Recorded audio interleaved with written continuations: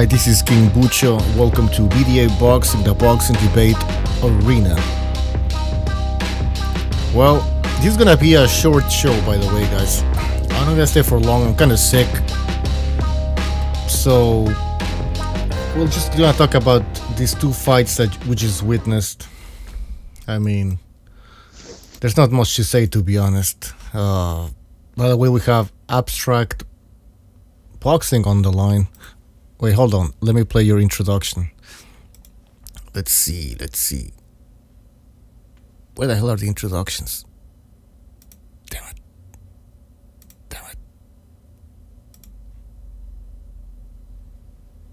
it. Anyways, I'll find it later. What's up, Abztract? Yeah, I don't know. What's up, bro? It's all good. It's all good. What's up, brother? You alright? Yeah, man. How about you, man? Do you watch the fights? Yeah. Let's start. Hold on. Let's start with Donaire against Burnett, and let me just tell the people what happened if they missed the fight. So, Donaire fought Burnett, and it was a competitive fight. Some people are saying that Donaire was actually getting the better of him before the stoppage, but I think I still had it 50-50. But I thought Burnett, since being the younger guy, was gonna pick it up later on. But anyways, point is, Burnett, this guy had some sort of back injury when he threw a right hand, and immediately fell to the ground. Managed to get back up, but then his corner stopped the fight. So in between rounds. So anyways, now Donaire is in the fucking semifinals. Can you believe this? Donaire is in the semifinals. So yeah, Abztract, just tell me what you think about that fight. I thought. I mean, it was competitive. I had Burnett like just winning it. I thought he kind of just about got the better of what went, before that. It was just a freak injury. One thing that really pissed me off, man, there's like, so IFL TV, they had it on live in the UK, and like after that, Burnett was getting so much fucking grief in the chat, people saying, oh, he's got no heart, this, that, and the other, and just fucking, tonight, right? My kind of like my lasting sort of like feeling about tonight is just like, I don't know, it's like it's just left a bit of a bad taste in my mouth between that and the awful scoring, which I know we'll get onto and stuff. It's just kind of like it there's always something that's got a sort of like mar like even a good night of boxing lately. It seems the scoring in Scotland's absolutely terrible. Trashing a guy like Ryan Burnett, I mean, like these are armchair warriors, probably fat fucks sitting at home eating fucking sausage and batter and chips, and sitting there going, oh, you fucking quit and all this. These people have got no fucking idea what it takes, like how much even the smallest injury can affect you at this level. To say he quit is fucking ridiculous. If you can't keep fighting, I mean, that injury was bad enough for him to actually go down and take a knee. I can't believe people are saying that he has no heart. I mean, it wasn't like he wasn't in the fight. It wasn't like he wasn't throwing punches. You know what I mean?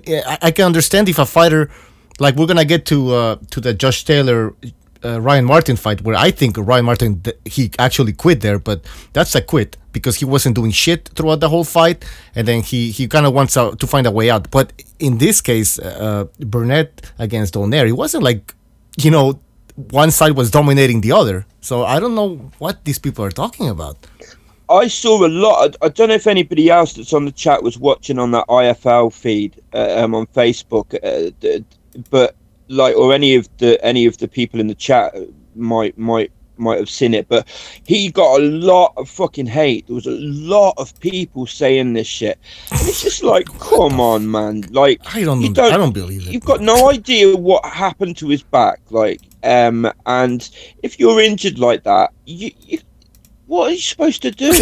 And why would he quit? Why would he quit? That's what I'm trying to say. Why would he quit? Let's get Stu on the line. Stu, what's up, man? Yeah, what's happening, boys? What's happening, bud? You all right? Give us your take on Donaire and Burnett. Starting to warm up into a nice little fight, wasn't it? Do you know what I mean? Both are very talented, good at that weight. I think I've been saying for a long time when he fought for Hampton, he's just not big enough for that weight. I think this weight suits him. He's got a bit of his speed back. He looked quite good, but I thought Burnett was boxing beautifully until he pulled his back out. I mean, if anyone's ever had a back injury, I mean, it's the worst injury you can have, because all your movements in the back, when you move your legs, when you move your arms, head, everything. So the back over injury to get. I'm not sure what injury it was, but I do know I've had back injuries myself, and they're very hard to fight a world-class fighter like Donaire when you got your back pulled out. So I definitely didn't quit. But he looks a talent, that Burnett. I think he would have won the fight. I thought he was warming into a nice rhythm, and just what can I say? The fight ended early, didn't it? It was a shame, really, because 5 rounds and it's done. I'd like to have seen that go the distance, because that was Donaire was starting to warm up as well. It was getting. All right, Stu, you're kind of cutting off there. But can I just say, I really like what Stu was saying there about back injuries. Like I've had quite a serious back injury as well, and it affects everything. It affects your movement, like not only like in the upper half, but like it affects your lower half as well, because you're bending at the waist and stuff with footwork and stuff. You just can't continue to box with a bad back injury. One thing I do want to say, I thought Donaire was a class act at the end. There was no, like, he wasn't celebrating or anything. I believe he definitely went over to Ryan Burnett, and I believe he might have sort of like offered him said he'd give him a rematch and stuff like that, but there was no sort of like, I just thought he conducted himself really well. He didn't sort of like, some guys win in ridiculous ways and stuff, or like a fighter's kind of hard done by. It's like a bad look for one of them, and they act like they've just fucking sparked him in the first round or some shit, and like Donaire conducted himself like a gentleman. Yeah, I think what we saw was 2 very talented British fighters on show tonight. A new generation of British fighter.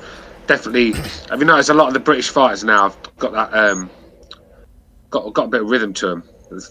Fight like the old school Americans used to fight, if you know what I mean. They're not your typical European fighter, the British fighter, where your hands up, methodical, straight punches, tough. They've got a bit more about them, these British fighters these days, and we're seeing a lot of good talent coming from them. When you see Taylor, Burnett's a talent. Taylor's a super talent. Ellie, very special indeed. We've got some fighters that have got good footwork, speed, that can, block punches and use the legs to get out away from punches, sort of thing. So, yeah, it's just nice to see, because it's the old traditional British fighter, the Cole Frotch, where they used to block punches with their chin. I mean, I think that's a dying breed in the UK now. By the way, the Provodnikov, I call that. Go on.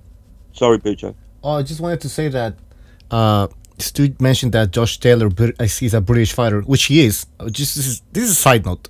So, BDA posted a video about Josh Taylor a while ago, and I put the British flag with the Union Jack on the background, and I got so many fucking messages telling me to change the flag and put the flag of Scotland, and so I ended up doing that shit. So just letting you know, like, that's kind of weird, those messages that I was getting, man. So, I mean, he's a British fighter. I mean, you can't deny that Scotland is part of Great Britain. So, I mean, whether you like it or not. But anyways, go ahead. Go ahead. No, just agreeing. Like, you're absolutely right. People get. I mean, look, we're in the age of the touchy, aren't we? Like, people are fucking touchy about just about everything these days. If you wanted to go through your life like the way the world is at the minute, without offending anybody, you just simply have to never speak ever. Yeah, Simple as that. yeah, you're right. And in the chat, Fucking as he's saying, Scots are bullying Bucho. Yeah, it's like if I put David Lemieux and I put a Canadian flag on the background, and some Quebecer comes in and so I put a Quebec flag. It's like, I'm sorry, Quebec's not a country. But anyways, all right. So I forgot what I was gonna say. You want to say? Got people in the chat talking about Burnett being Irish. I mean, Oh shit! At the end of the day, yeah. I said he's from Northern Ireland, and that's part of the UK. Whether you like it or not, whether he wants to be Irish, I could dog. I am a dog, so yeah. At the end of the day, he's from Northern Ireland, and that's part of the UK. So he's technically a British fighter. So Yeah. All right. Let's move on out of here. So yeah, Stu, you're right. There's we saw two. Well, we didn't see that much from Burnett, but he does look like he has the goods. So there is a big future for these two British fighters. It's unfortunate that what happened with Burnett. Do you guys want to say anything else about this fight before we move on to Josh Taylor against Ryan Martin? Wait a minute. It's just a shame because I think Burnett could have gone on to meet Inouye in the final. I think he was showing some special stuff in there. Just started to get warmed up. I really think he would have beat Donaire, and I think he could have beat Teti as well. Because although Teti's very Rigondeaux, like very smart, good boxer, but he just doesn't do enough work for me, Teti. And I think I would have picked Burnett to win that fight. But unfortunately, we've got Nonito Donaire. I mean, Nonito's going to come and fight against Teti. It's going to be a good fight, but it's just, yeah. Well, let's talk about that. Let's talk about the future. After tournament. You're kind of breaking up. If you guys look at your screen, that's fuck all I can do, man. All right, you can move whatever you have to move. I've got as close as I can't move any further. All right, that's fine. If you guys look at your screen, you're gonna see the brackets. So Stu was talking about what's gonna happen in the final probably, and so if you guys look at your screen, you're gonna see that Nonito Donaire advances to the semifinals, where he will be facing Solani Tete, which is, I mean, it's not a great fight in my opinion, because I wanted to see Ryan Burnett against Solani Tete. We didn't see that much from Donaire. I'm still not convinced that he is back, as you could say, or nearly at 60% of what he used to be. I think he's shot, but well, that's your semifinal. Nonito Donaire, Solani Tete, and then on the other side of the brackets, on the other semifinal, we have Naoya Inoue against Emmanuel Rodriguez, the Puerto Rican. Guys, what's the final gonna be here? I mean, it's probably going to be Inoue Tete. I mean, I kind of disagree with Stu. I think Tete would have beat Burnett, actually.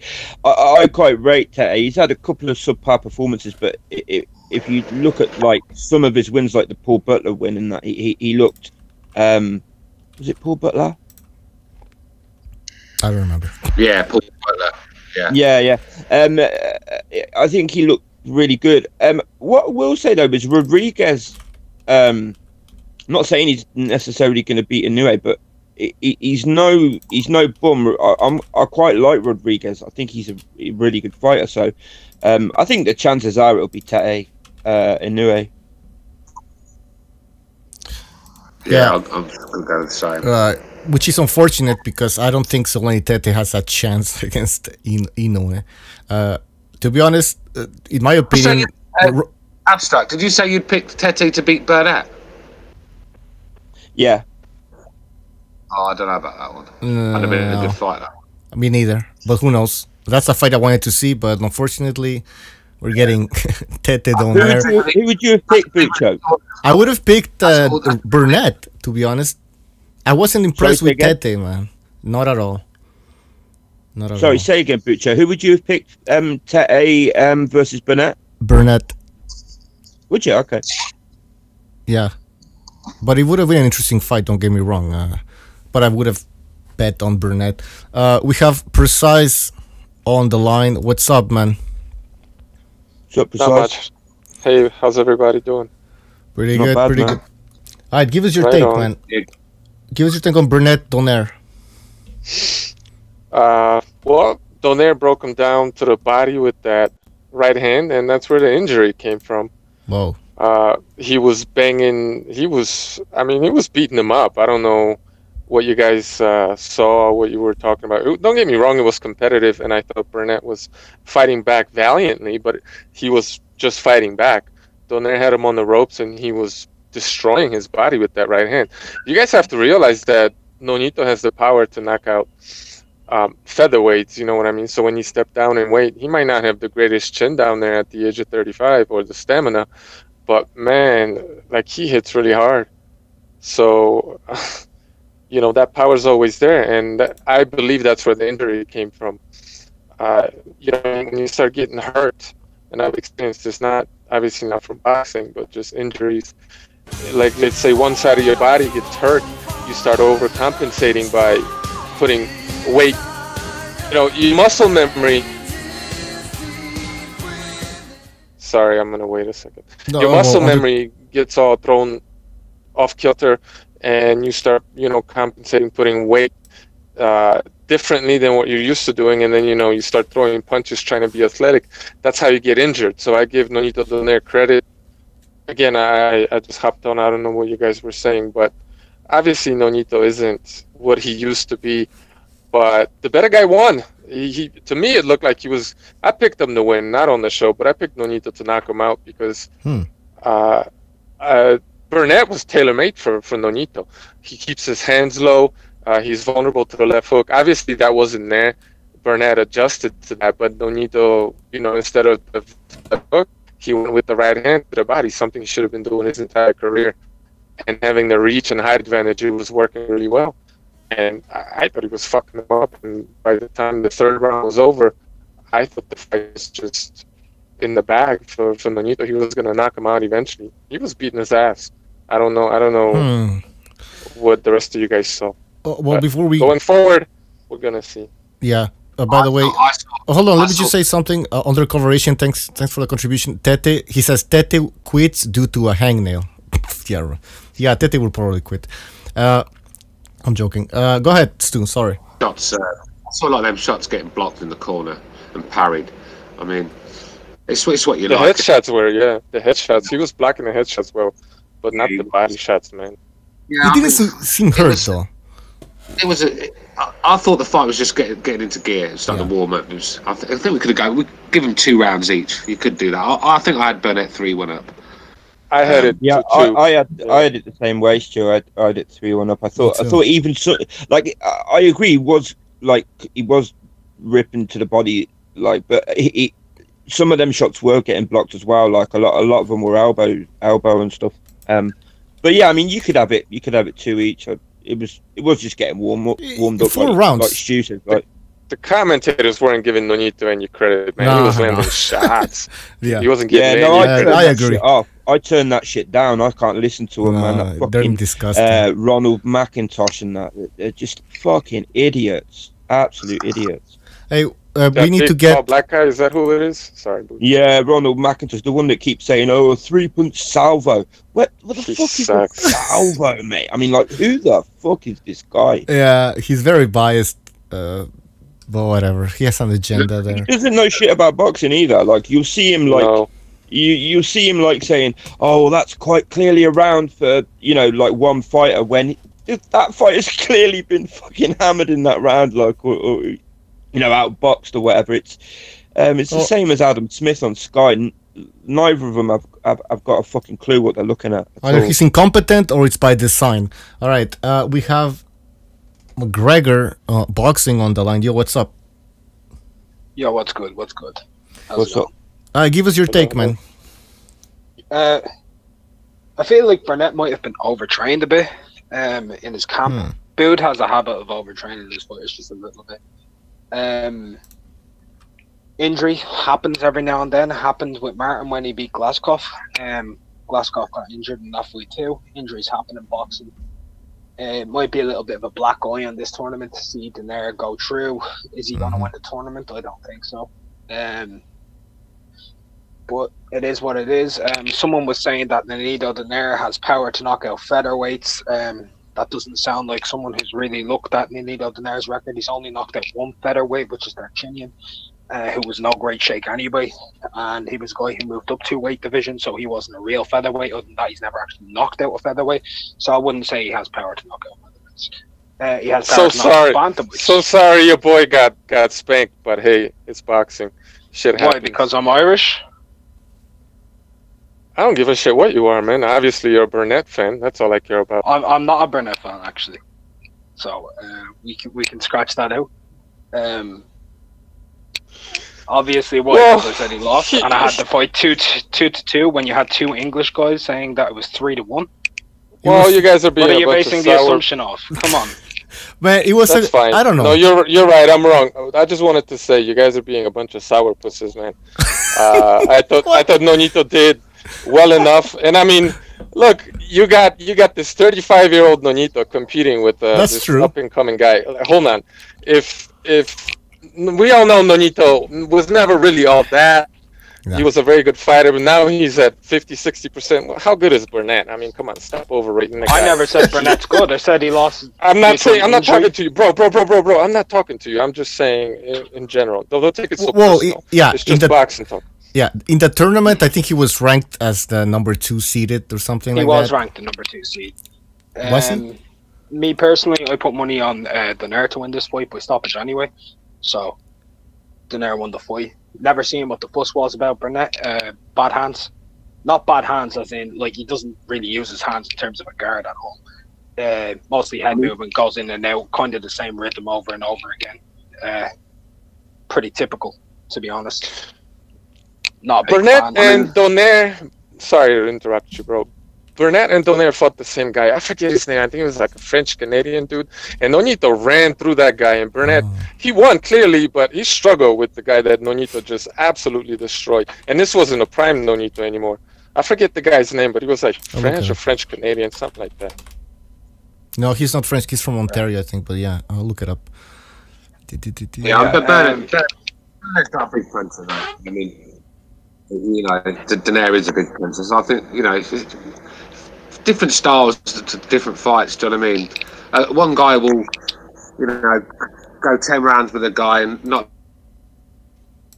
look good, but yet when the 2 winners fight each other, the guy that didn't look good gets the win against the one that did. So it just that's the saying, styles make fights. And Burnett's not a big puncher anyway, so he's never going to go in there and blow people out like Donaire has done in the past. But like I said, Donaire is known as a power puncher. Donaire's known as a power puncher in the 118. At the end of the day, it's all guesswork because the fight got stopped on an injury. So it was round 4. That's the thing. But what you have to understand, Stu, is that more often than not, the reverse of what you just said is true. If you look at the odds, you know, if you beat somebody better than somebody else did, more often than not, you're also going to beat that guy. Obviously, upsets happen, right? But more often than not, you're actually wrong when it comes to that. So I think it's a good. All I'm saying is I think it's a good metric. You know, I think it's good to look at that and take it into consideration because it tends to check out more often than not. I kind of disagree there. I got to disagree on that because, like, it's the old one, isn't it? Styles make fights. I mean, like, just because one guy beats a certain fight doesn't, you know, necessarily mean. I mean, I don't. I think, you know, certain fighters are just made for other fighters, and certain fighters are not. Like, so. No, obviously, but really that's not what I said, though. That's not what I said. I didn't say necessarily. I said more often than not. I mean, you could just go on Abztract and look this up. It's just what happens. Wow. That's one of the ways. I'm not sure I care enough to do that much research, to be completely honest. Well, it's just one of the ways to actually make that statement factual. To make that statement factual, right? Either statement, you'd need to go through every fight in history. Yeah, that's what I'm saying. I'd like, who the fuck's got that sort of time? I fucking definitely haven't. All right, but you might be right. Just as long as I've been watching boxing, that's just it's not always true, obviously, but more often than not, it is. It's just logical. All right. Styles make fights, obviously, but style isn't everything. Punching power is important too. What about when Barney Ross lost 3 times to Tony Cantoneri, but when Barney Ross fought Jimmy McLaren, he beat him. Okay, so when Barney Ross fought I wasn't alive Cantoneri, back then, bro. I wasn't even alive when that happened. So obviously I wasn't either. But what I'm saying is, when he fought against Barney Ross, he lost 3 times. Now, but do you know why we remember that? Do you know why we remember that? Because he was probably the underdog.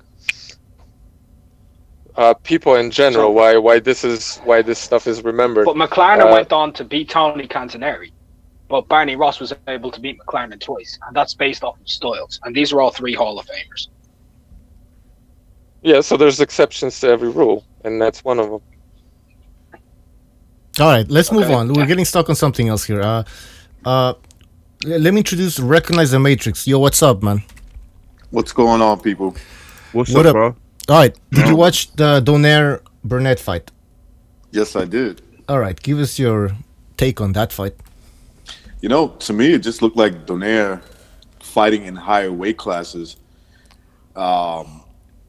Even though he dropped the weight, and I thought it would be a problem for him being the age and all that. It obviously wasn't, and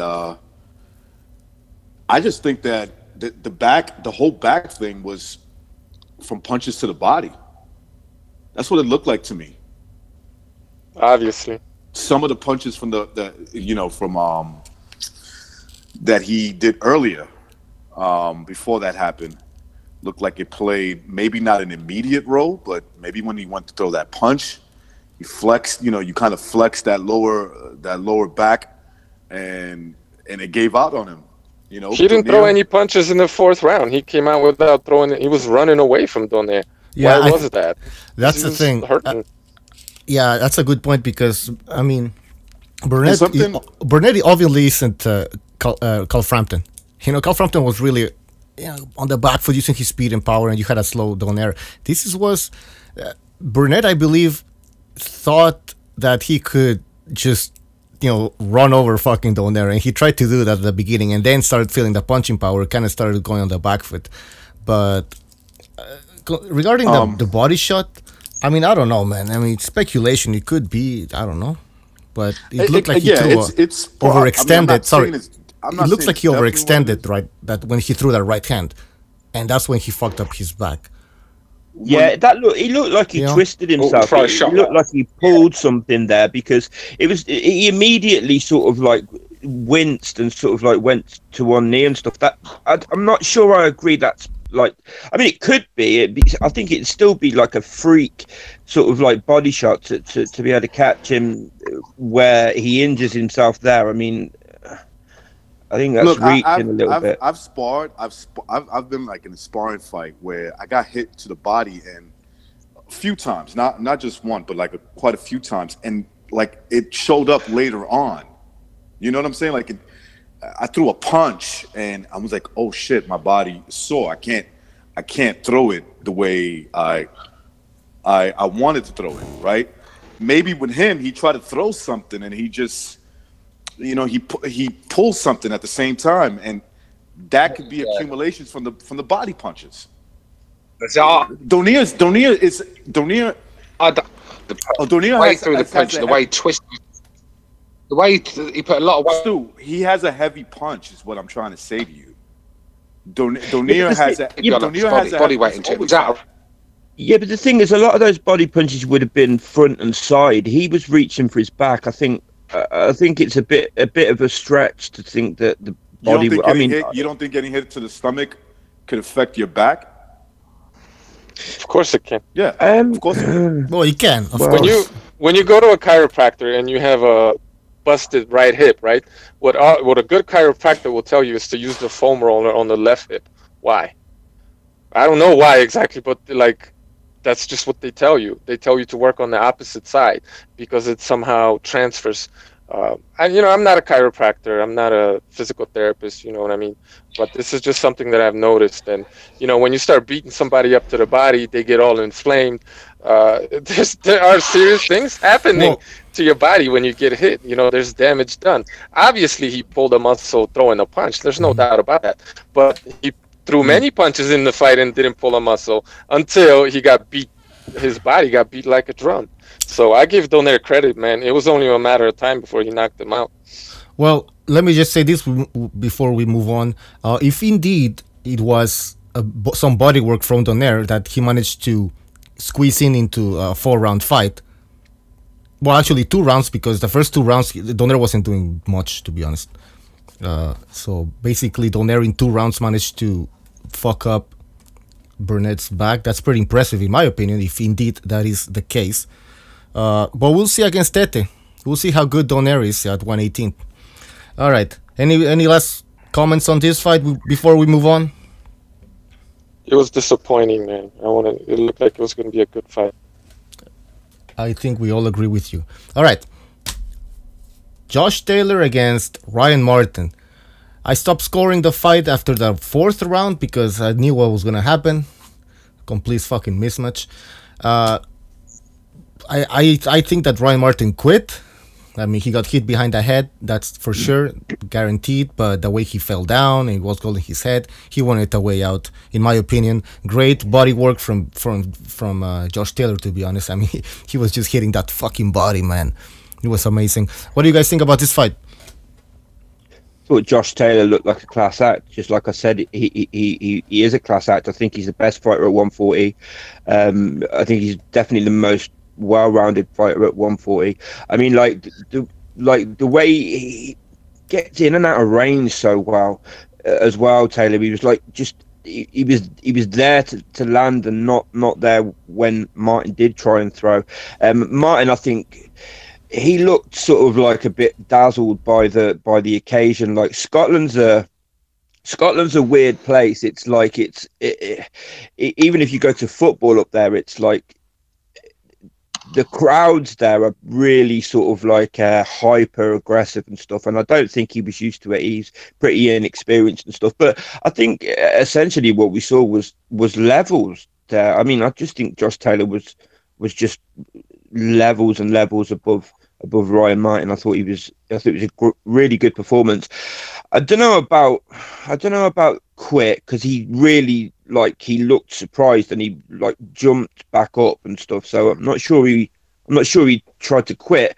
But what I will say is I thought it was a bad stoppage. Like Victor Loughlin had a fucking terrible night. He robbed the kid on the fight before, and then he didn't even count there. I mean, I don't think that didn't look quite bad enough. I mean, he was getting beaten up.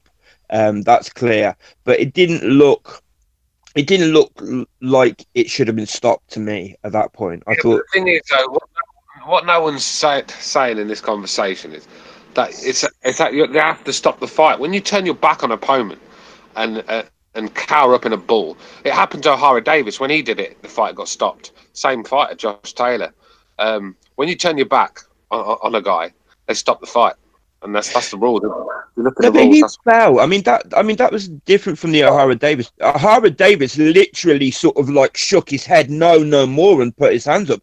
Ryan Martin kind of he did kind of half turn away, half fall. It was weird, like he'd been hit on the other side of the head. He was trying to win by DQ, man. Let's just keep it real. He was trying to force a DQ. He did get hit behind the head, and he should have been given time to recover. That was a terrible stoppage in accordance with the rules anyway. But he was trying to check out and win by DQ. It was one of those things. Maybe. I mean, he was definitely out of his depth with Taylor. Like I was arguing with a guy on fucking YouTube comments a couple of days ago saying no, Ryan Martin's going to spark him. Ryan Martin's going to win this tournament. I was like, I don't know what you're basing that on, because he's not fought anybody, and what I've seen of him so far, he just kind of looks. He's got hand speed, foot speed, a bit of skill and whatnot, but he looks pretty much straight up and down. I didn't see too much special about him, and Josh Taylor is just. He's such a well-rounded fighter. He's such a versatile fighter. You saw him tonight fighting on the back foot. He's incredible on the inside, body punching, switches. His footwork's really good. Josh Taylor's just levels above that guy, and it's as simple as that. Yeah, but what we saw was a mollycoddled American fighter taken out of his comfort zone, and look what happened: folded. You're making this a UK US thing, you know. I won't tolerate that. Yeah.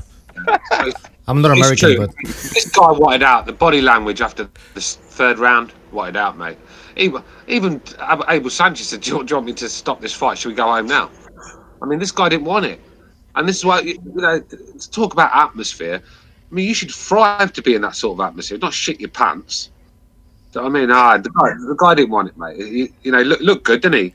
Looked $1 million. 6-pack, shiny body. yeah. Oh, Tall junior welterweight, almost 6 foot. They poisoned him. I've got to say though, Abel Sanchez's corner work once again was fucking awful. There was I was no gonna tactics, there was pose that no question. fucking like technical advice. There's no like maybe you should watch for those body shots. Maybe you should do this. Maybe you should do that. It was just like, what are we here for? It's the same thing he did in the Garcia fight. It's like, what are you like? If you're just like there to rally somebody, like that's how he seems to run the corner. I mean, I think you need more than that from a trainer in the corner. Well, personally, yeah, I was gonna bring this subject up about Abel Sanchez again. One of his fighters loses. Then again, you know, you have to take into account what fighter he's working with and who his fighter is facing. You know, but yeah, well, I mean, Abel Sanchez and Ryan Martin didn't give him anything to work with. Like, how do you tell him to adjust when he's not doing? First, you gotta have him give you some information that you could process, right? So that you can give him advice. Obviously, you could have said step hard to the right and cut the ring off, right? But he knows that Ryan Martin is flat-footed and doesn't have that kind of skill. So what's the point of telling him that? You know what I mean? Well, he was telling him, you know, get your rhythm going. You know, hit him anywhere. Just you don't have to go just for the face or the head. You can hit him on the shoulders. He's telling him get in the fight. Is what he's basically telling him. Exactly. Yeah, but exactly. Dude, but you know, you look scared. You know, like when you land a punch on something, at least you get that feeling that you're hitting something. You know, it's better than just shelling up and not doing jack shit. You know. And he had a lot of openings. He had a ton of openings. He had, exactly. He just wasn't taking them. Man, he had so many. Yeah, well, that's true because it's not like Taylor doesn't get hit at all. I mean, he is good at it. Like his reflexes are good and stuff, but he does get hit. And there were openings there, like Precise just said, there wasn't openings there, but he looked like a deer in the headlights to me. Yeah, he didn't want to exchange, and I think it's because he has a tiny chin, and the occasion got to him. I don't think he has a very good chin. I'm just speculating here, but he looked like a guy that was scared to exchange, and you have to with someone that's more talented than you have to get him in exchanges, and he wasn't trying to do that. And when Taylor was going to the body with like a 4-piece, you're getting hit to the body, hit him upstairs, you know what I mean? He's wide open. Nothing. Very disappointing. In the chat, Nordic Warrior is saying, I don't think Abel could have done much, to be honest. Martin was simply too basic and lacked the fighting spirit. That's a good point. Taylor had too much for him. That is true, but my point was just like, I'd like to see something from him, because he did the exact same thing in the Garcia fight as well.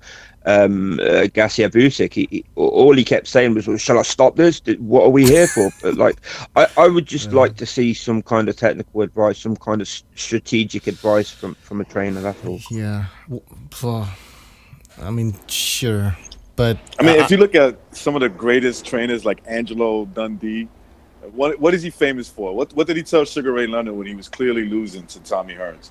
You're losing it, son. You're losing it big time. I mean, what kind of strategy is that, really, if you think about it?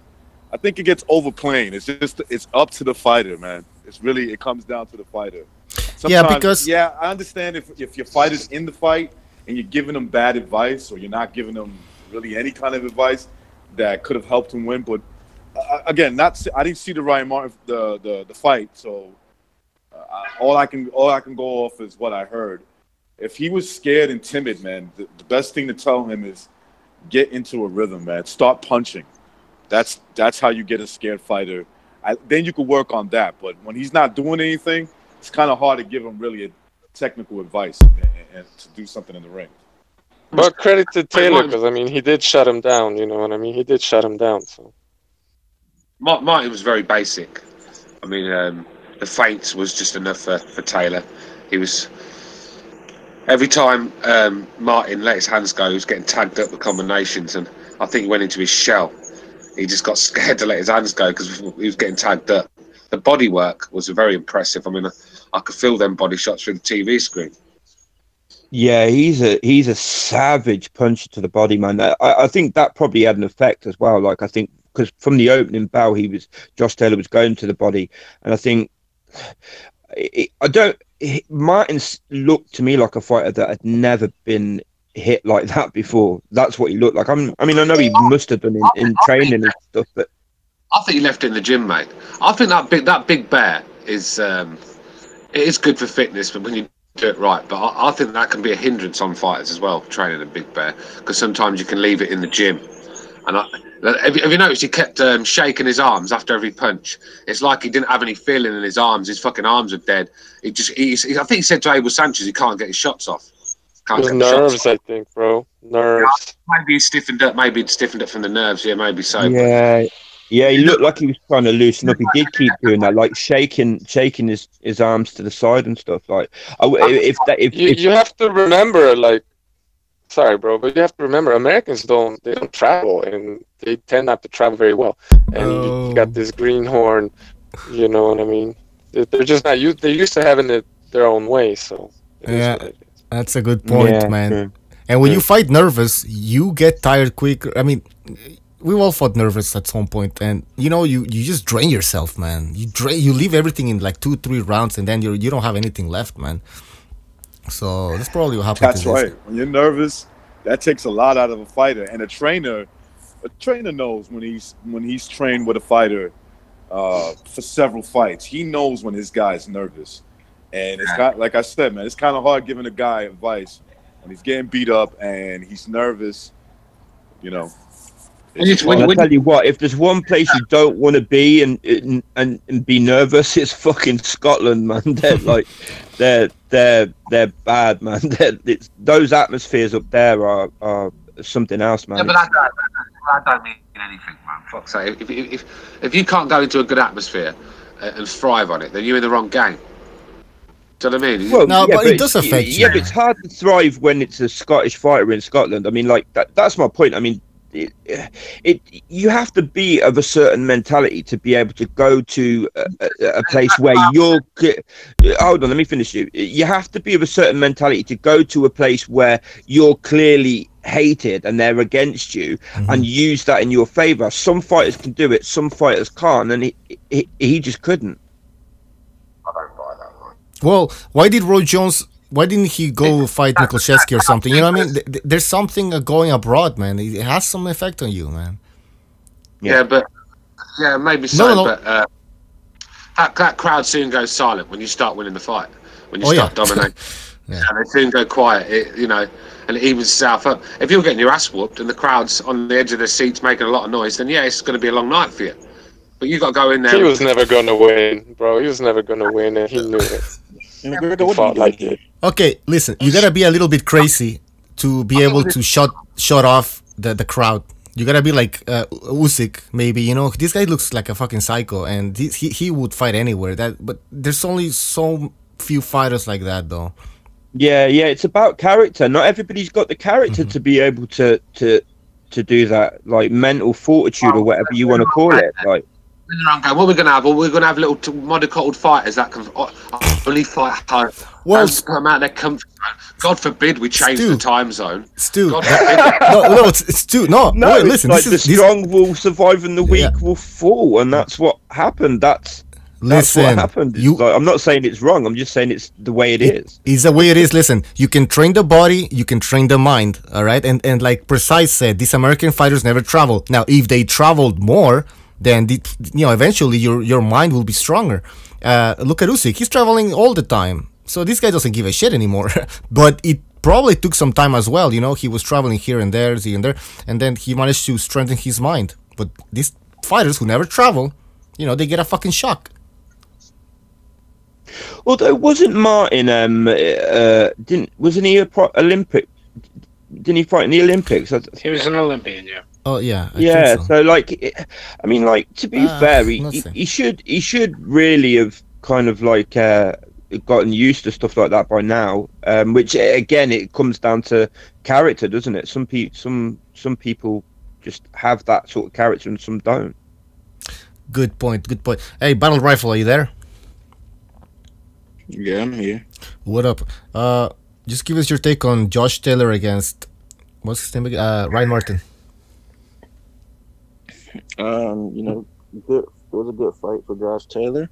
Josh Taylor, you know, he did what he was supposed to do. Ryan Martin, I didn't think that he didn't do anything. He had some good spurts, but he kind of started late, and that was, you know, when he did try to start, it was just, I think Josh Taylor still outpointed him in a later round, so I think it was a good fight, and he really looked really dominant. I'm really wondering how he'll do against Prograis now with that dominant performance. But, you know, I still say Ryan Martin, he could do something a little bit better. But, you know, I really look forward to what he can do. So you're still hopeful that he has a bright future, but in this fight, you think that he did a good enough job, or you think we're criticizing him too much? He you know, he didn't throw enough early on. He threw late. And then when he started to come back up, he started doing it in spurts.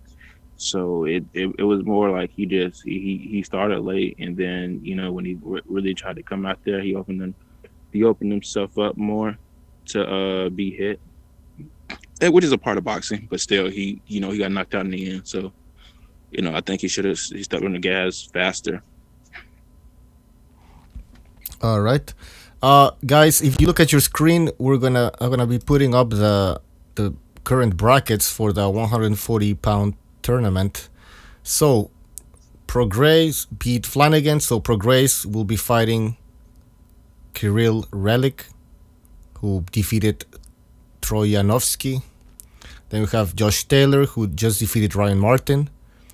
And then we have so Taylor will be fighting Baranchik, who beat Gigit. Anyways, so Prograis against Relic. How do you see this fight, guys? Anybody? I'll go first. Go ahead. No, let's do. Go on, bro. You all right? All right. I think Relic is a good solid fighter. I think Prograis, he kind of disappointed me against Flanagan slightly, because I thought he could have just walked through him, and he kind of just didn't. He kind of boxed more, and I really wanted him to just go in and knock him out. That's what I wanted to, and he didn't. I think he might go that route against Relic, because I think Relic will be a little bit craftier and has a bit more power to him than Flanagan would. So he'll be more counterpunch like in this fight, as opposed to being front foot.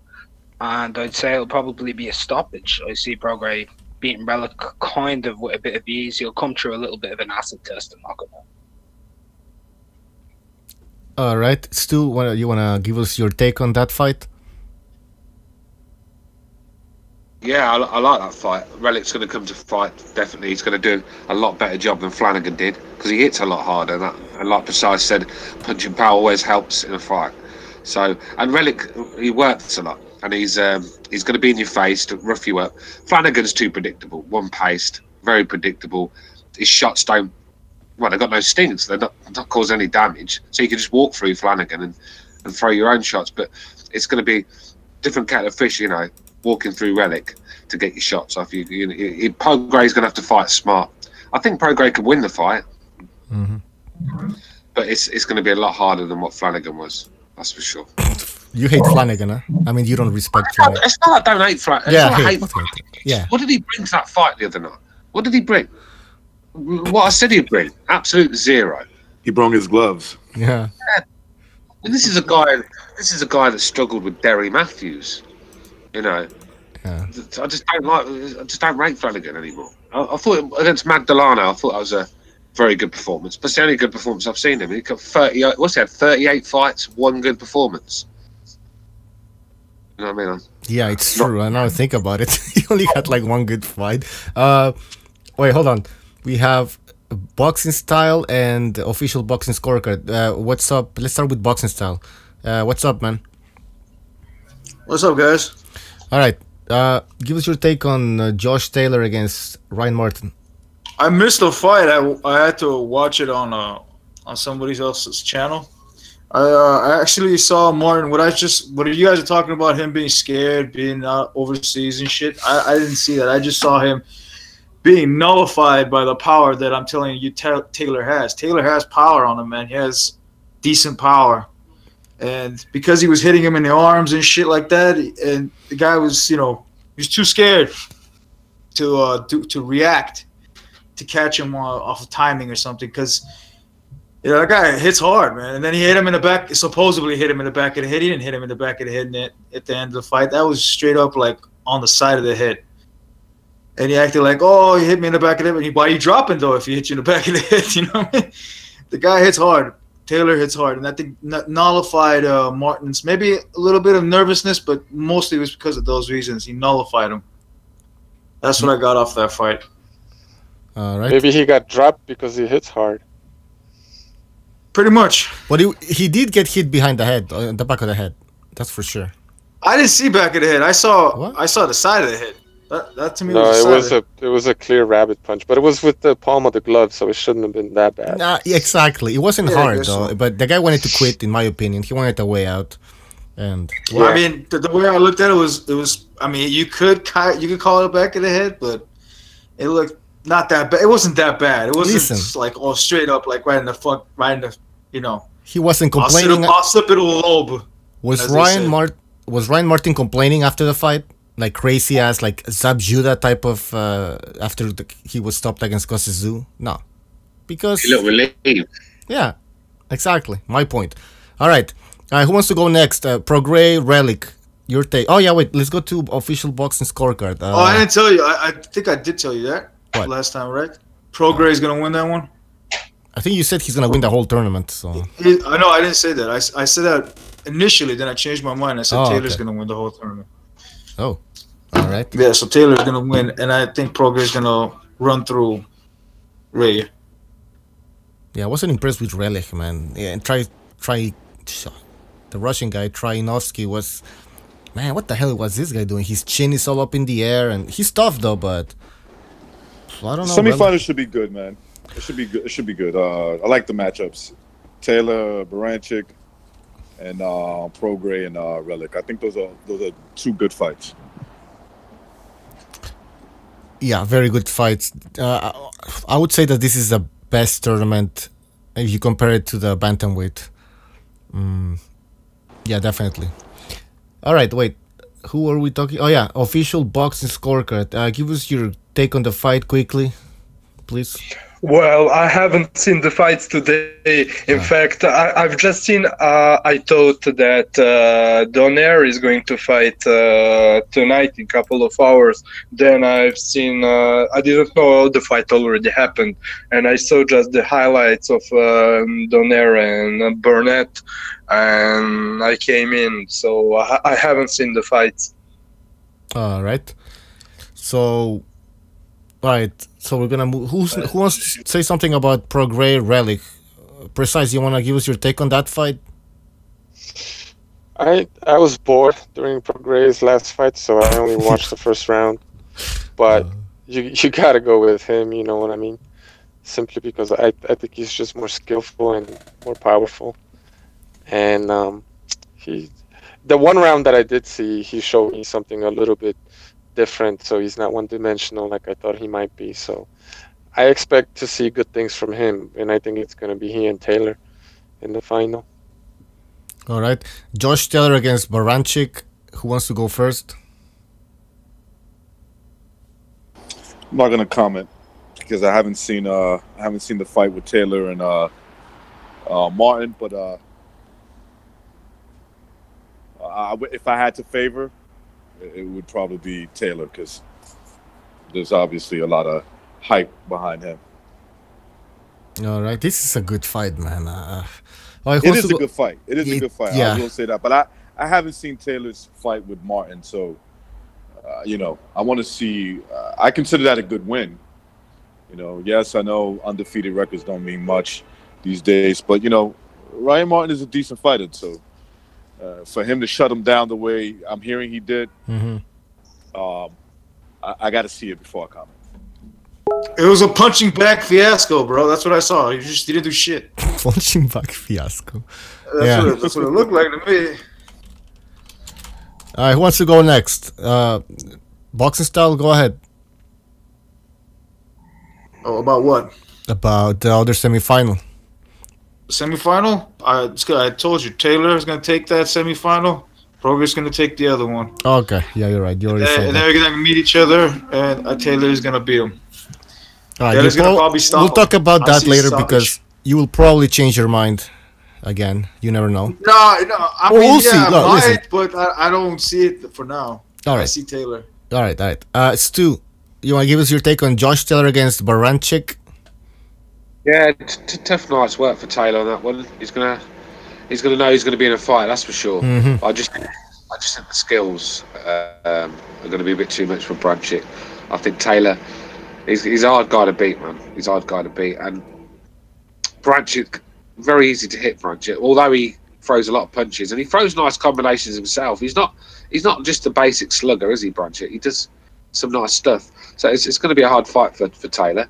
I'm going to pick Taylor to win it, though. I think he win on points. I don't think Taylor can. Like, he was walking Ryan Martin down and walking him back quite a lot and beating him in the pocket. And I don't think he can do that against Bradchick. I think he's going to have to be on the back foot, picking and running sort of thing. You know what I mean? Using the jab, using the boxing skills, and staying on the back foot. I just don't think he can go to war with Bradchick. I think it'd be a terrible idea. So yeah, for me, I think skills pay the bills on this one, and I'm going with Taylor points. Josh Taylor's heart will be tested in this fight, for sure. We have Guerrero in the hangouts. What's up, man? Guerrero going once, Guerrero going twice.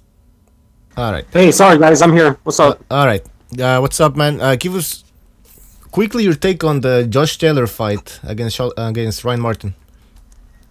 Well, I gotta agree with most of the guys.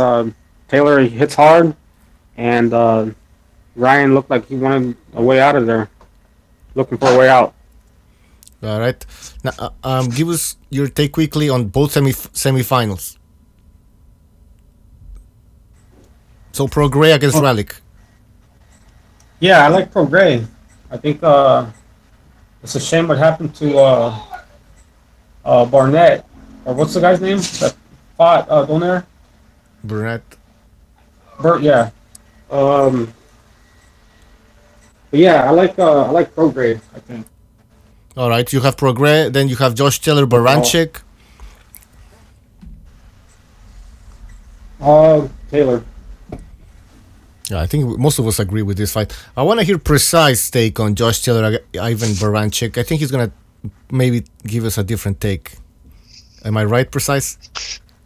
Man, I mean, you got a boxer and a bruiser, and the boxer is, taller, rangier, highly touted.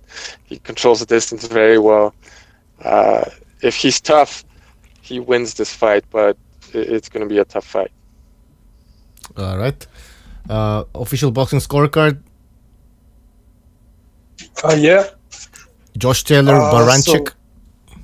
Of course, I would favor Josh Taylor, but the real question is, I see Taylor and Prograis in the finals, of course, but my thing is, common sense would make me favor Taylor due to his boxing skills, but on the other hand, I think he looked very. He gave a great performance against the guy that fought Crawford, Postal, but that fight was a lot harder for him than I thought. So maybe I was too high on him, and right now I'm questioning myself. Should I really favor him against Prograis in the finals? That's my question. Yeah, that's a good point. We're gonna. I mean, I don't want to get into the final because, we haven't seen the semifinals, so we have to wait and see. Maybe we will change our predictions, but we'll leave it at that right now. Most people in the chat are picking Josh Taylor, even going as far as saying that Josh Taylor is gonna stop Baranchyk late in the fight.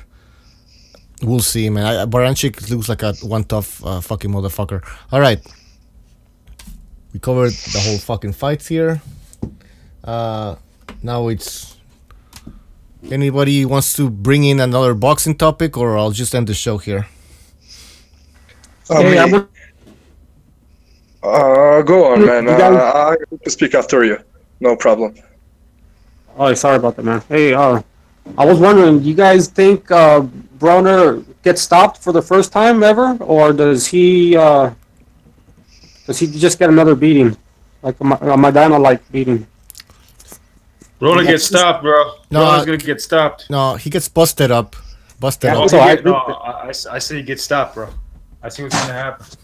I see the future. Well, I hope see that so. motherfucker get busted up. That's what I'm saying. Hey, Boxing Style, I hope you're right, though. I don't have to. I don't know. Look, I don't hope for bad things for people. I'm just saying. Oh, like, shut your mouth. I see that's what's happening to him. I see that he's gonna be too slow. Pacquiao's just gonna pummel him. It's gonna be too much for him. All right, let me just before we continue, because I have some predictions here from the people in the chat concerning Taylor and Progress. Michael Stock says Taylor Progress in the final. Taylor wins. Nordic Warrior says Baranchyk could walk into Taylor's uppercuts all night. Taylor wide decision or late stoppage. Parmley says Taylor Progress final. Taylor wins. Azzy says I predict pain, like Mr. T said. X says Progress will shock the world. Saint Brit says Baranchyk wins first few rounds and then Taylor takes over. Reality Voice says Taylor Progress final. I think okay. All right. I'll say Progress, man. I'm gonna go with him to win the whole thing. I don't know. I wasn't. Man, this guy against Flanagan. I think he could have taken out Flanagan even after he dropped Flanagan, but he just looks with his hands down sometimes. I don't like those type of showboater fighters. You know, when they get tested, that's when we see these real showboaters just, you know, collapse, man. Like we've seen Roy Jones do that shit. Let me say, I want to see. I don't even think Progress Baranchyk would be a great fight because, yeah, I want to see Progress with his hands down, you know, acting like a clown, please. Oh, I didn't get to answer your question. The reason why I got like, for many reasons why a guy like Roy Jones won't ever test himself in his prime, I'm talking about, obviously, and go overseas and fight like a Darius Mikucheski, is because he's not a puncher. He doesn't throw a lot of punches, like in comparing to a guy like Usyk. You see, the reason why Usyk could travel that style of fighting, it's good anywhere you go. He's a puncher. He throws punches. He understands that in order to win the fight, you got to be in rhythm, and that's why he wins on the road. Obviously, he's an excellent skilled fighter, but he understands out punching your fighter. You take that anywhere, and you win a fight. Good point. So, yeah, I don't know, man, because Roy Jones, I don't think. I think it was more of a mental thing here, you know. Yeah, Roy was a sniper in his heyday, and that's what he was. He was a one-hitter quitter. He snuck you with that punch that catches you off guard. Yeah, at times against a bum, he could let off like 50 punches in one shot. But a guy who's not punching back. But really, when he had even a little bit of a decent fighter in Eric Harding. Right, like Eric Harding. Remember that fight? Yeah. Eric Harding, he punched the guy in his arm. I mean, he was smart. I think he realized that he was starting to wear down his arm, and it was smart. But he wasn't unloading punches. He wasn't like Usyk, right? Usyk is just punching your face off. That's what he's trying to do. You know, that's why Usyk has no problem. Obviously, he has a great amateur background, but he has no problem going to fight anywhere. Americans don't travel well, man. Few do, very few. They're always scared they're gonna get robbed. They're skeptical someone's gonna poison them. You know, they like that home court advantage. Yeah. So Roy just didn't want to travel, in my opinion. Remember Chris Bird accusations when he fought Klitschko, that Klitschko had something in his gloves, like some sort of liquid or something It that was happens, burning. bro. I don't know if it happened in that case, but that shit happens all the time. Oh, really? Well, I don't know. It kind of seemed. I mean, there's so many stories. Look at Cunningham's gloves, man. Look at Cunningham. Cheated his entire fucking career. Yeah, that thumb. Fuck. You should repost that. Oh no, you can't probably. Damn it. That was a great. When is video. that? Sorry, guys. When is that fight with Bivol and Pascal? Good question. That's what I want to watch. Oh, You want to Bivol watch fighting Pascal I get didn't even know destroyed, that was man? on. I mean, That's Jesus. a good fight. What do you mean? Oh, 17? I don't know. I don't know. Pascal's done. What are you talking I know about? he's done. I know Pascal's done, but I want to see how good Bivol is. By fighting a You guy think it's that's like a shot. litmus test? You think Pascal's a litmus test or something? Yeah, Yeah, what he the is. hell? It's That pretty doesn't much make a test. sense. It's on the 24th of November. Alright, thank you. Okay. All right. The 24th. All right. I'll watch it. Of course, I like Bivol. Yeah. But I don't know why Boxing Style is so eager to see this fight. I mean, it's not like... I think Boxing Style just likes Bivol. That's all. No, Yeah. because I like his skills, bro. Oh, It's not because okay. I like the guy. Okay, I thought I you like- wanted, like, it was gonna be some sort of test or something like that, or an exciting fight. But Let's just again, hope we don't get another Meldrick Taylor. That's all I'm saying. Yo, fuck, I wouldn't man. surprise me if he stops. Wouldn't Jesus. surprise me if he man. stops Pascal. Think he Of will course stop. not. I think it would be. I think I'll be surprised if he doesn't stop him. I think that the best fight up till now, where he was able to showcase his skills against a live opponent, was Barrera up till now. Yes. Yeah. Yeah. He fought that was a Chilimbo masterful too. performance. Chilimbo was alright too. Chilimbo. Yeah, Chilimbo was a. Yeah, but Chilembo was like took his it- fighting style. I mean, yeah, go on.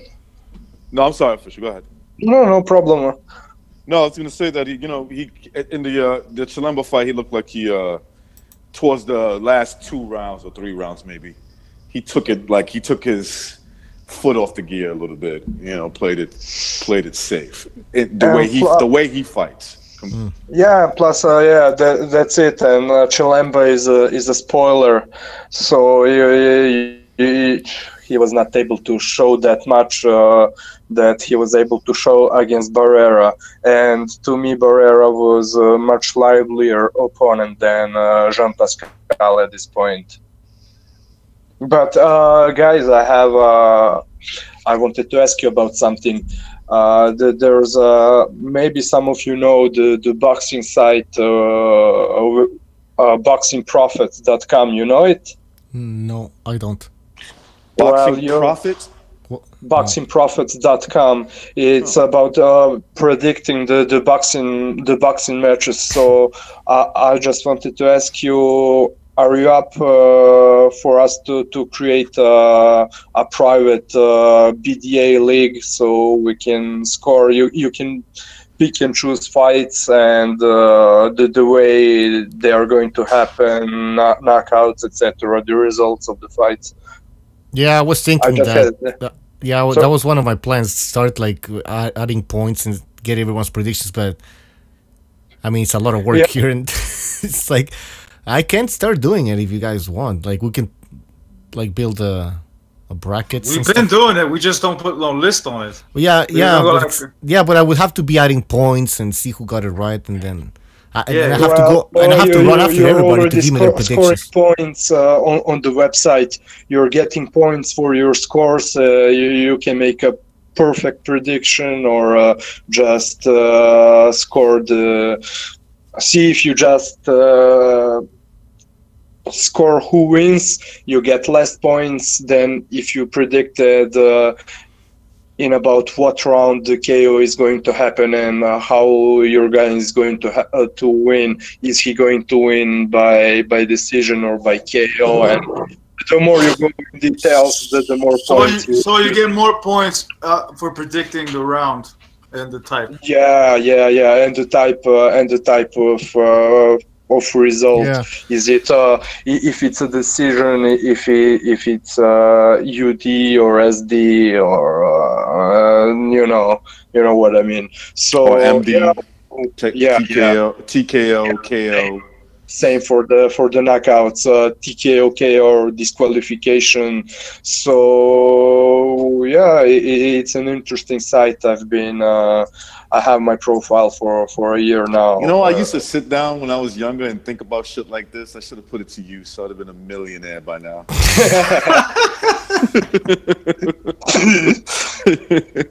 I would have, man. I would have been a fucking millionaire. Instead, you were right now.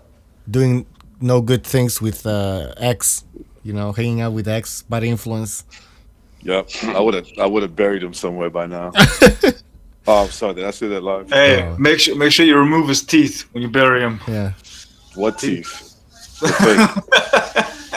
Well, also maybe he has some gold in those teeth.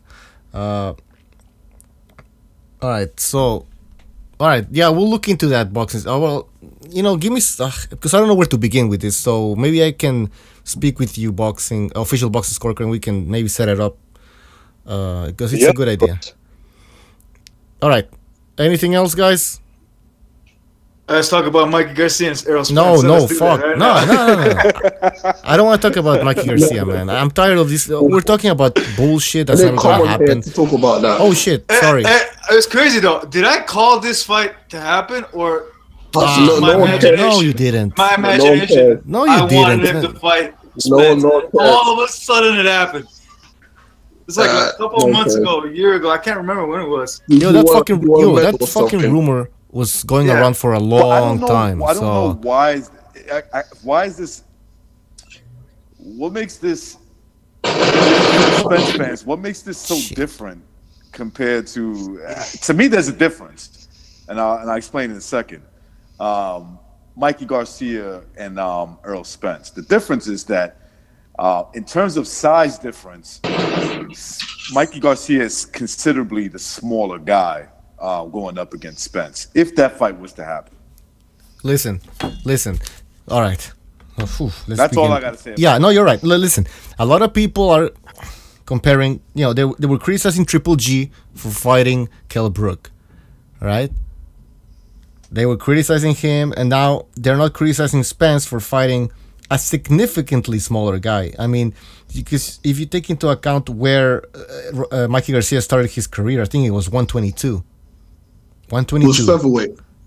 Right, it was featherweight. It was no, I think it was. Wasn't it 122? All right, let's say it was featherweight. No, it was featherweight. All right, 126. Well, he may have won a title. I think Butcher might be right that he started his career at 122. Yeah. Like most people don't realize that Felix Trinidad started at 140. He never won a belt there. We know him as a welterweight. Yeah. You know, the guy who went up at welterweight. Yeah, Roy Jones started at 154. You know. Correct. But anyways, right. Yeah. So. Okay, let's say 126. 126, 130, 135, 140. Then he goes to 147. Now you take Kell Brook. He did move 2 weights, but he just moved from welterweight to junior middleweight and then middleweight. So by the way, a guy who started his career at the age of 18 at welterweight. Okay, nobody actually believes. Sorry, bro. No one actually believes Mikey's gonna step up to fight juiced up Spence without doing something himself, right? Nobody's actually like naive enough to believe that that's not going to happen. So don't be surprised if Mikey grows a little bit. You know what I mean? That's not going to happen. Wait a minute. I didn't hear what Prasad said because I went offline. I'll tell you this much: they talk about Terrence Crawford fighting Errol Spence, right?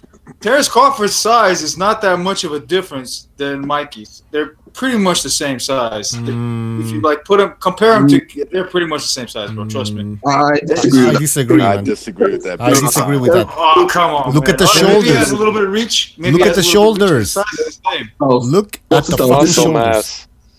Yeah, exactly. Mikey's the fatty, and Terrence Crawford is got all muscle on him.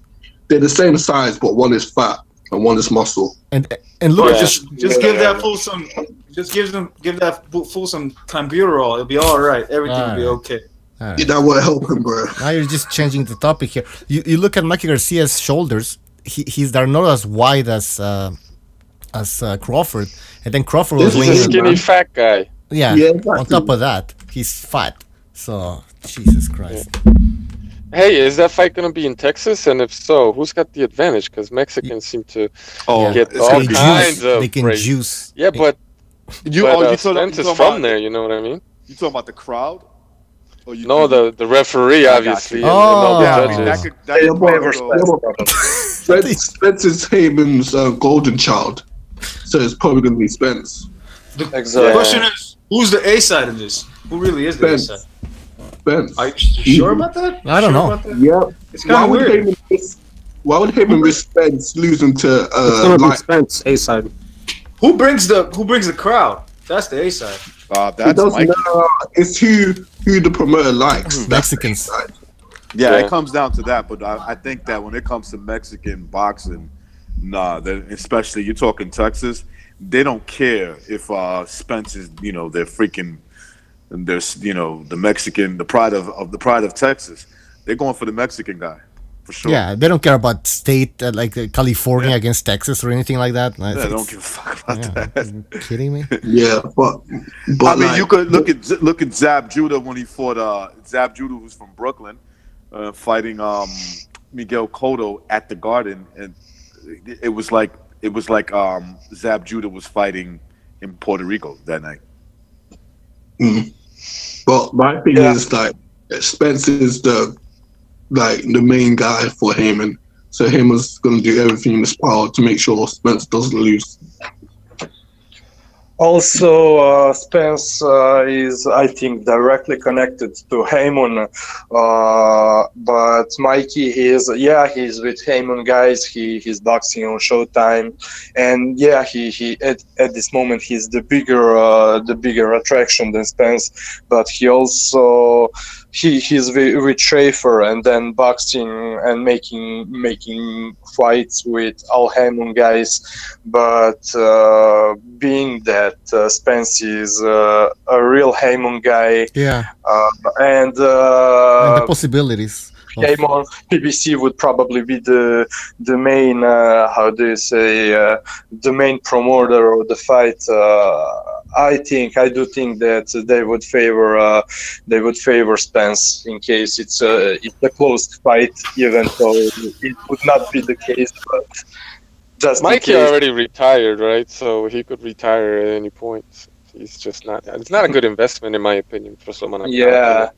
Yeah, like they're keeping Spence, but Mikey, he can do whatever he wants. If he wants, he can even go to the other promoters. He was telling for the last 2 or 3 years that he's not going to sign an exclusive contract, so he could fight anywhere he wants. So, are you guys saying that Spence basically just has to go 12 rounds?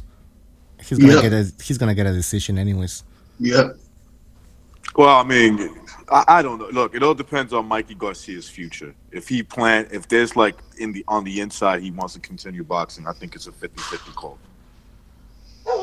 Look, the way I see what Mikey Garcia, the Mikey Garcia that before he 2 years he took a retirement thing, right? Like he relaxed. Yeah, he retired for 2 or 3 years. Yeah, that fight.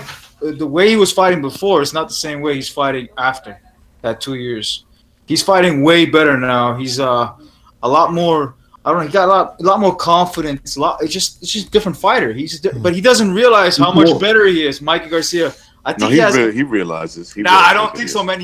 Because he lost to Terrence Crawford in the amateurs, and that fear of losing to that guy has bothered him from asking the match for with Terrence Crawford. So, and he thinks he sees something in Spence. I mean, he's different, bro. I think he can pull it off.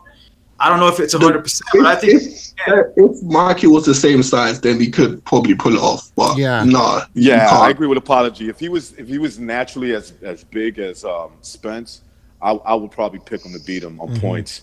But because he's such a smaller fighter, and at 140 he looks chubby. I'm just saying to myself, and I agree with Precise. Precise says if you really think Mikey's gonna go in there and not, in other words, implicating he might do something and look chiseled up, that's very possible that happens. He's juicing now. He's not. He's just too. I can't see him. I can see him outboxing him, but I can't see him staying away from getting hit to the point where one of those punches is gonna hurt him bad and the fight's over. You guys know the Strength Cartel, the channel Strength Cartel? The You who? ever heard of it? Strength Cartel, a bunch of bodybuilder dudes. No. No. Well, Mackie has connections with those. He could juice up. Those guys know what's up. Watson styles. He's probably juicing now, but he's just so lazy. He doesn't do any ab I work. doubt it, bro. That fool works, man. Come on. Imagine shooting up like he's fucking shooting up shit and you don't even work out. I'm telling you. He's like Tyson Fury. They're both probably juicing, but they're too lazy to do any like ab work or leg work or like arms. Besides, I gotta watch your coffee video. I still haven't watched it because I'm a huge coffee drinker before I work out. Coffee's trash, bro. Come I'm on, a coffee no. junkie, man. Coffee tastes. No, I don't Coffee care. I don't care. tastes, man. That's Please exactly don't what tell me that. It tastes I don't disgusting, drink coffee man. at all, man. That's strict 11. I'm I sure love coffee, but I love and Coffee's hate a it. stimulant, man. It fucking makes me Yeah. work out like a beast. it fucks up your Cigarettes are heart. stimulant too. It's gonna fuck up your heart eventually, No, but I don't care. I Red keep using it. Bull, man. Red Bull's really good. But going back to Mikey, like, he could be the hardest working guy in the gym, and if his diet is shit, he'll just have a little layer of fat, you know what I mean? That's what I Tortillas. think. Put it away different places, you know what I mean? Tortillas. That's I blame the I tortillas. don't think he'll man. ever be chiseled, he'll just be bigger, you know what I mean, with a layer of fat. It's all them burritos he eats, bro. Yeah, I'm telling you, the Mexican Do diet you is shit. you guys watch UFC? Like any like bit hardcore fans of UFC? I'm not a, No. I'm not a hardcore fan, but there's No, a but I've guy- been noticing the dad bods lately. After Yeah, USADA got exactly. involved. Especially, that's my point. Especially, there's a guy at middleweight called Calvin Gastelum, and like he basically has a body like it's ripped, but there's a layer of fat on it. yeah, So like, because he eats a lot of junk food, but he trains hard. So Yeah. he basically, trains hard, yeah. but he eats bad. If Kevin you- Gastelum is obese though, man. Kevin Gastelum is Yeah, a he- rock. Okay, this guy Gaslam, how tall is he? How tall is he? He's like probably He's 5'10". tall. Yeah, he's 5'10", but he has wide shoulders. You know, he's like wide. big head. He makes up for. He's one of those big big frame. Yeah, big 5'10". frame, short guy. Yeah, yeah. It's like McGregor. Because he's like he has a lazy diet. It's like a Tyson type. In other words. Yeah. Right. Um, But you see, those guys gotta eat good in order for the definition to show. If they start eating bad, again, everybody's different. Some people are different. If you start eating bad, even if you work out like a beast, you still show some fat. When you eat good and you lose some of that weight, you lose some of that gut, that fat. It looks more ripped. Look. Sometimes they got medical conditions like thyroid problems that the metabolism isn't that great. That's right. It's not normal. It's either too low, it's too high. Shit like that could cause people like that, even though they're working their ass off, they cannot really show the. Bro, that's an excuse, man. No, that's not an excuse. It's real shit. Some people barely eat. Hardly Fat asses. anyone has that, man. That's You're not getting. suicide, man. Sorry, you're not getting to the top of any sport with a bad thyroid. You're just not. It's not. You happening. can. It's not impossible. I mean, it's not impossible, obviously, but it's just not likely. all right, But guys. whatever. Why is? Yeah, go ahead, Butch. Yeah, why are we talking about diets and stuff here? And we ended up. Yeah, it's linking to Mikey Mikey Garcia. Yeah, Mikey Garcia. But why is? Oh, go ahead. Why is Spence. Spence taking that fight? Why is Spence fighting Mikey? Like, why? For what reason? Easy work. Easy work, money grab. Yeah. You know, that's the only way I could see A name on the resume. a name on the resume. You know, Well, listen. Yes. Hard Spence work should, is what? Spence should be fighting Sean Porter because Porter is a He should. mandatory. Crawford. Somebody. Yeah. Hey, Well, listen. but would you guys be saying the same thing about Pacquiao moving up to fight the Spence? You know, let's say if he was moving up from 140, which he's not. Well, Yeah. Pacquiao's fought out welterweight. I know before. he's on 140. He's on 147 right now. But I'm just Yeah, saying, so like, what are let's you say he talking was about? on 140 and he moved up to fight. I would be. I would be. There's Pacquiao got no business in the ring with someone like Spence at this point in time of his career. that fight. I'm talking about a young Pacquiao, though. I'm talking about a young. Well, that's different. That's different. Yeah, The young Pacquiao beats the shit out of Spence. I know, but like, as big as Spence is, he beats the shit out of him. I mean, just go look at Margarito. Go look at the Margarito. I know exactly. Even current day Pacquiao beats the fuck out of Spence. You compare one of the greatest of our era to Mikey Garcia, like and you're talking about Errol Spence Jr. I'm just saying, who hasn't done. we should like help him and let him fight. You know, Mikey Garcia promote this fight. Probably still loses to Manny Pacquiao. Mikey Garcia, for sure, probably still loses to a 40-year-old Pacquiao. And he's bigger. That's how good Pacquiao was in his prime. I see Pacquiao beating Terrence all these dudes. He sparks all these dudes in his prime. Even at this stage, I see him beating Terrence Crawford and Errol Spence. But just so people understand, exactly. Just so people, Floyd Mayweather schools these guys too. Without a doubt. I mean, Spence ducked Cotto. Spence ducked old Cotto. I mean, think about that. Yeah. I wonder why. Yeah. Like, we're talking as if Spence Jr. is the undisputed welterweight champion. I mean, why he hasn't even fought? He only fought Kell Brook, to be honest. He hasn't fought Keith Thurman, Sean Porter. So can we stop this? Like, wait, can he beat Spence Jr.? Can Spence Jr. beat anybody at welterweight? We don't know yet.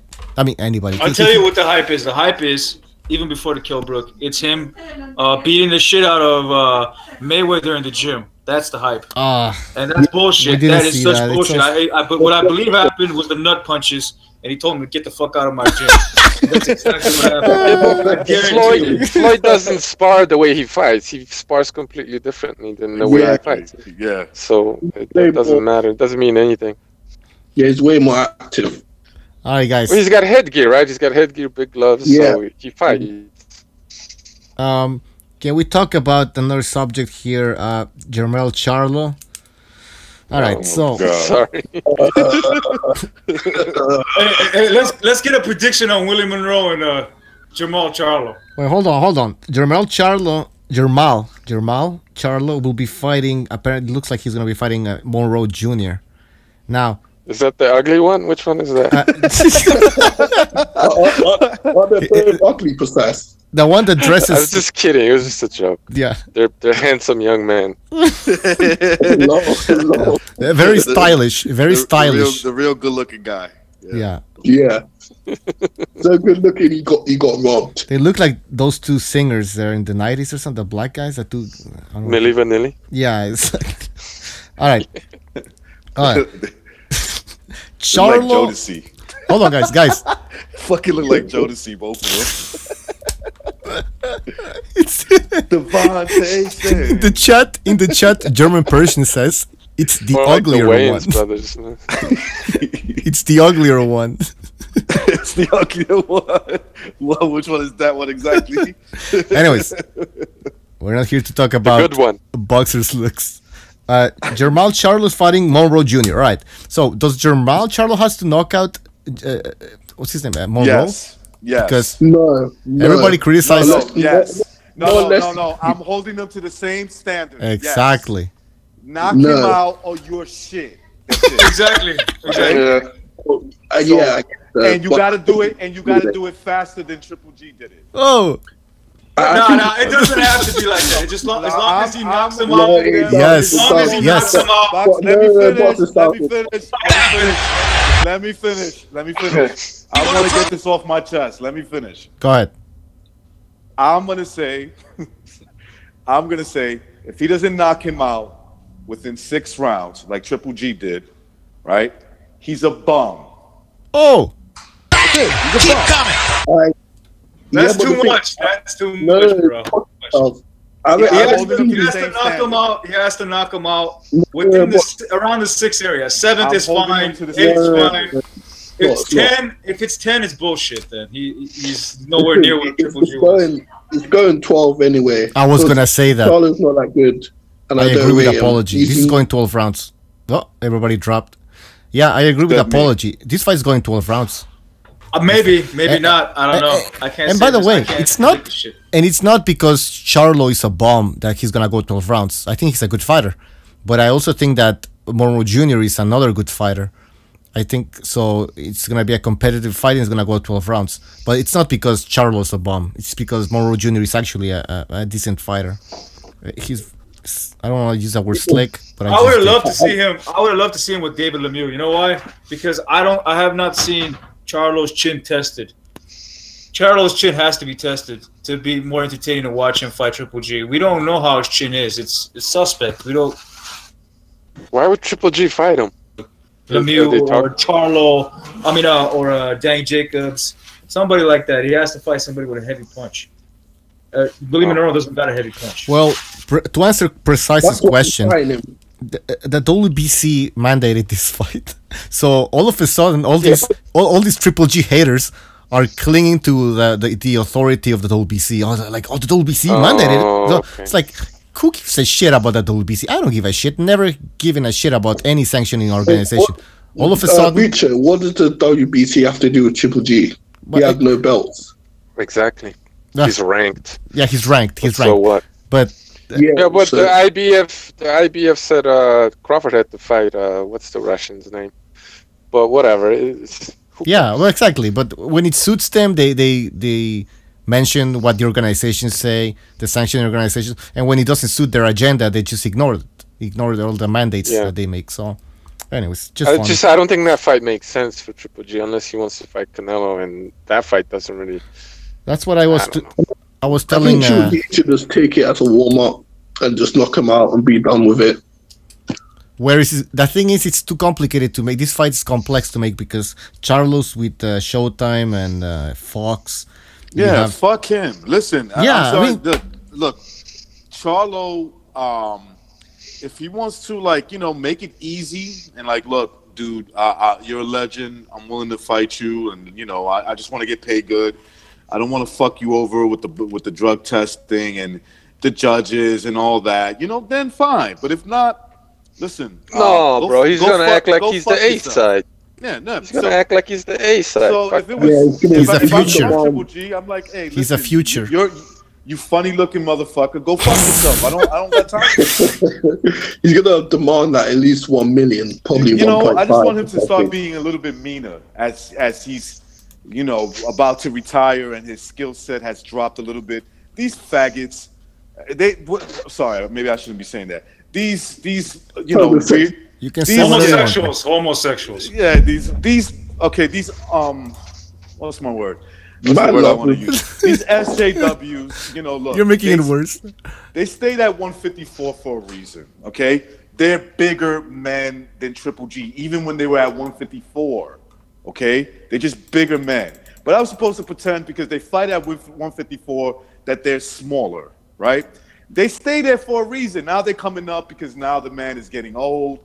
And they want him on his resume. I understand it, but at the same time, I'm cool with Triple G saying, "Go fuck yourself. I'm in for the big money." That's it, dude. The guy's bigger than what's his name, Danny Jacobs. He's wider than Danny Jacobs. If you watch him, look, did you see how small Willie Monroe looked in front of him? He looks like a super middleweight. He should be fighting in super middleweight, but he's fighting in that division. Most of these guys should be fighting at super middleweight. No. Jamal, the older brother is a big kid. He's a big guy. He's a big dude. Well, Canelo is big as well, and Hurd especially. That guy is on another level. Hurd is about the same size. Why are we assuming that the guy that has no history of fighting anybody is actually willing to fight somebody like Triple G? Why is that already assumed? Because he said something in some interview. That's a good point. God damn it. God fucking damn it. He wants to fight Triple G. I think he wants to fight Canelo. I've been saying that forever. What the fuck? Why should we believe what Charlo says, man, all the time? Charlo said this. Charlo in an interview, he was asked, "Hey, would you fight Golovkin or Canelo?" What's he gonna say? No. Of course he said yes. And then people take that as, he's calling out Golovkin and Canelo. Did Charlo send an offer to Golovkin or Canelo? Is he actually willing to make that fight happen? Is he willing to leave Showtime for at least one fight and fight on the zone? Is he willing to make concessions? We don't know that. He just in a fucking interview said, There's a perfect point, Bucho. Has he sent them an offer? No. But And no, so officially- then fuck. Officially, Triple G lost to Canelo, but Canelo didn't prove he was the better fighter, man. No. Not to me, not to a No. lot of other No, people. it's a close. So Triple it was G is close. still live, man. You know, he's not. At this point, they're pretty much on the same level, right? They're pretty much on the same level. But let's go back to Charlo. Has Charlo even shown anything close to being to that level? Like, No, knocking out a Charlo, dude that Julian needed Williams. crutches to get into the ring? Like, come on, Charlo, man. recognize Charlo was getting outboxed by Santana. Yeah, he was getting Already outboxed dropped. by Centeno.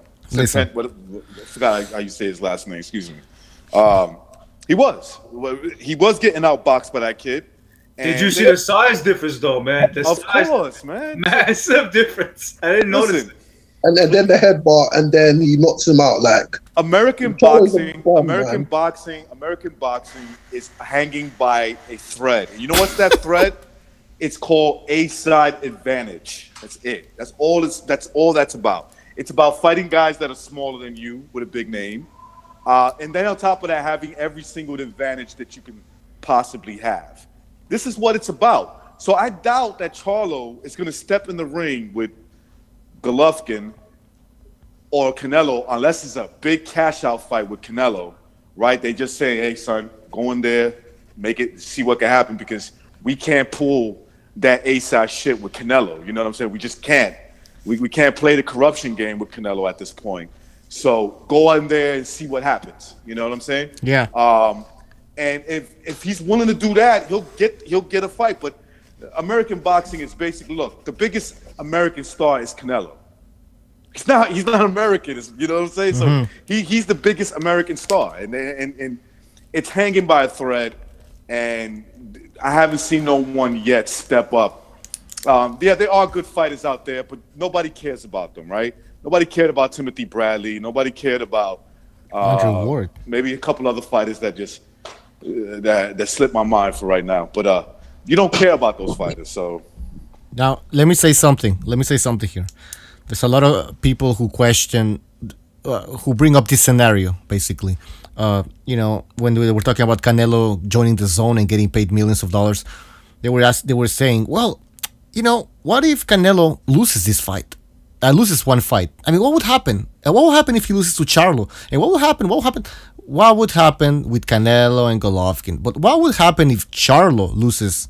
Huh? Let me ask you that question, because Charlo is 28 years of age, same as Canelo. Obviously, not even as he's not even popular at all. Let's just put it that way. Now, his two biggest wins is J. Rock Williams and Austin Trout at 28. Now, look at Canelo's resume, who he's fought. Look at Golovkin, what he has done. So, what if Charlo loses at this stage in his career when he hasn't even accomplished shit? He'll go into irrelevancy.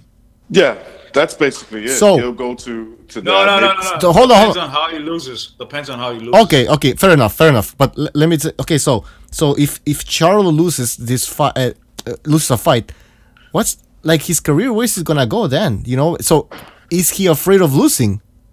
Because Of course, Lucho. Of course he is. They all are. All of them. All those guys are afraid of losing their O. So they why- act as if that's the only thing they can sell, because maybe it's the only thing they can sell. They're not gifted boxers. I'm talking about boxers. They're strong when they're fighting guys smaller than them. Yeah, I mean, Yeah. you can look really good when you're fighting a guy that's naturally smaller. I don't care if you're fighting in the same weight class. What the fuck does that mean? yeah, What does that mean? Look at what happened to Peter Quillen after he lost, and I know it was a devastating loss, but he just disappeared. He disappeared. Bum. He's- I know Peter Quillen was a It could bum be before another that Peter knockout. Quillen. Exactly. If he's lucky, it'll be another Danny Jacobs. Give him 10 years to Gabe rebuild. Rosado was giving that boy the business that night. Yeah. Wait a minute. Gabe Rosado didn't fight him. It was his younger brother.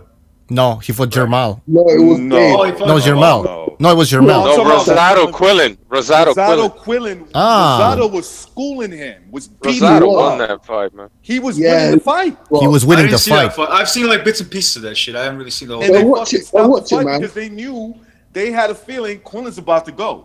That's what they said. They said, listen, stop this fight before Quillen goes.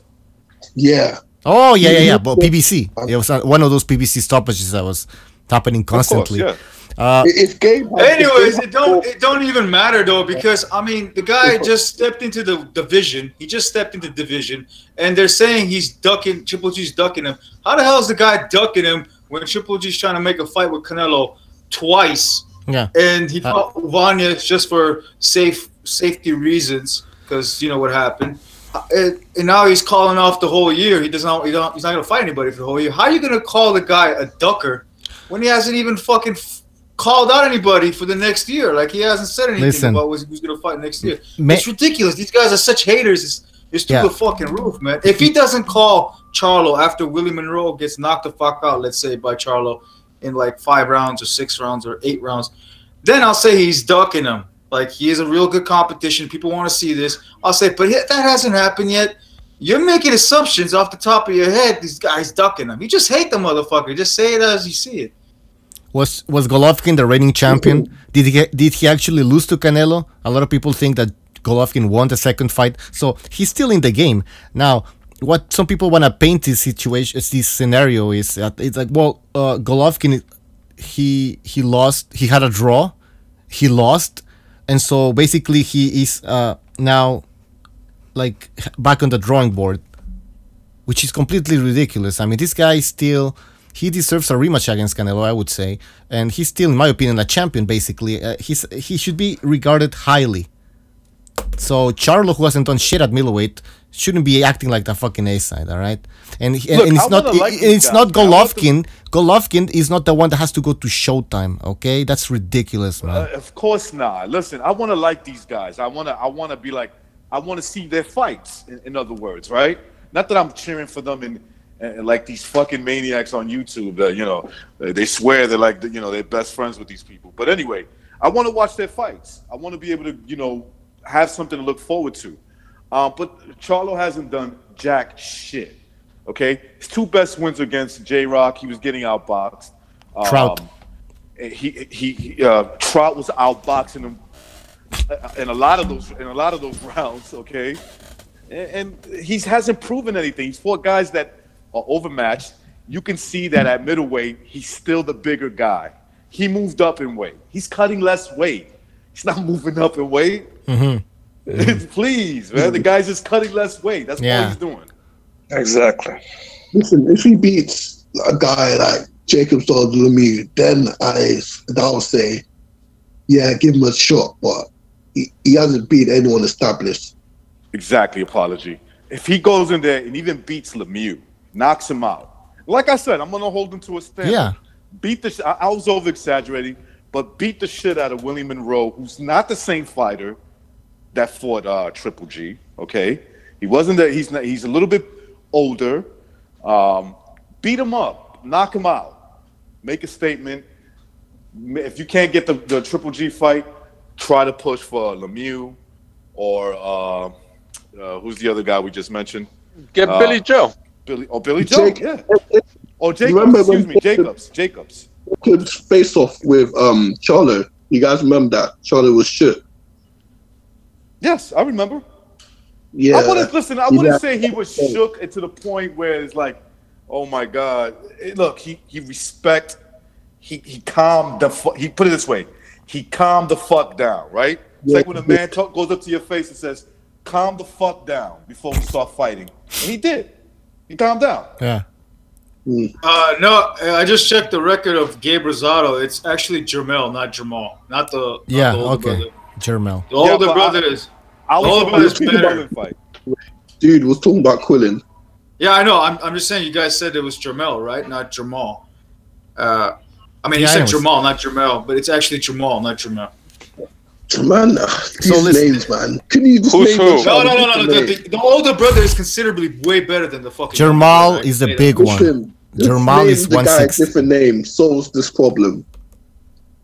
All right, hold on. We'll go all over the place here. Let's stick with what Recognize was talking about Charlo and basically fighting some of the same opposition that Golovkin has faced. So we have David Lemieux would be a good test, right?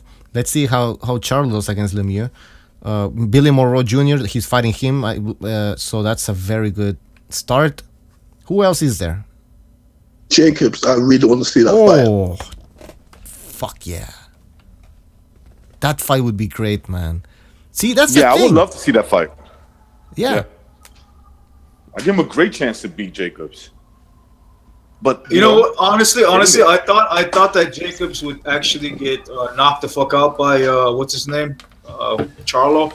But after looking at what he did with was this guy that he fought, the technician? What's his name? Sergey Devinchenko. Yeah, I mean, like his defense, it would embarrass what's his name, Charlo. It will embarrass him, and he will catch him a lot of times. Question is he going to knock him out? I don't know. It might go 12 rounds where Jacob wins. Oh, I can see that happening. People dropped. Yeah, listen. When Jacobs confronted Jermal in the hallway, I don't remember where it was, but I don't know if you saw. You guys saw the video, It was at right? the Garden. Yeah, it was. Yeah. No, it was at Barclay. Excuse me. Okay. It was at Barclay. Yep. I don't know, but Jermal's reaction was kind of, I wouldn't say scared, but he was kind of shocked.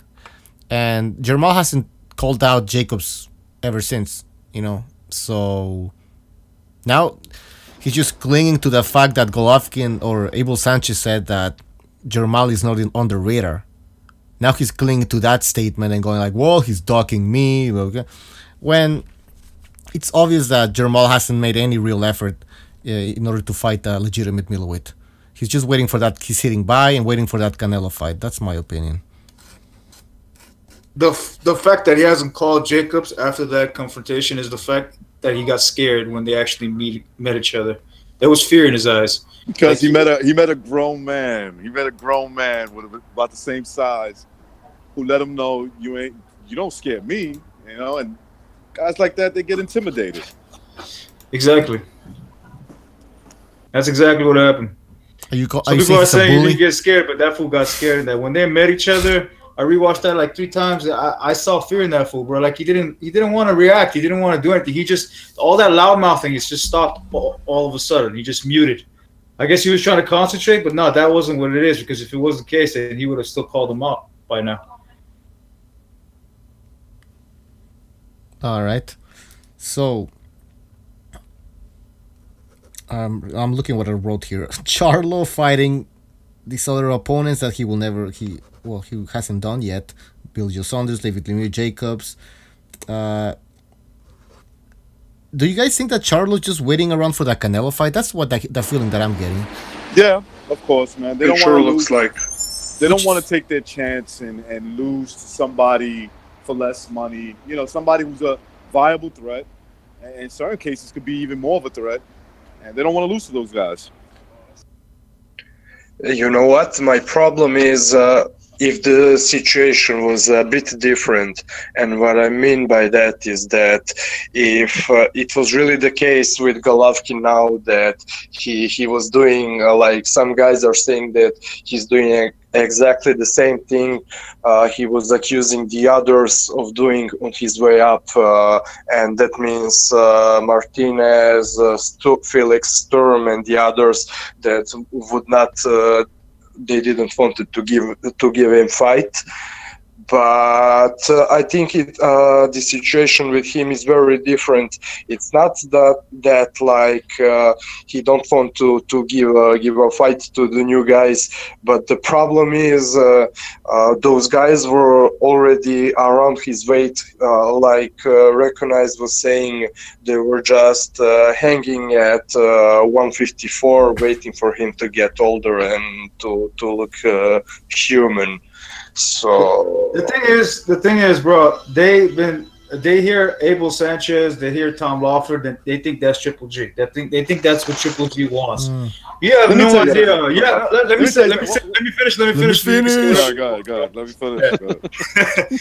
I was gonna say they think that just because that fool said something, oh, that's the way it's supposed to be. How the fuck do you know this? So, they said they're not gonna fight Saunders, right? Because Saunders is running away. Next thing you know, they were pulling off the Saunders contract when Canelo's second fight wasn't going to happen. So they have no motherfucking idea what Triple G is going to do. And they're making assumptions. This guy's going to fucking fight this guy. What is Tom Lawford's job?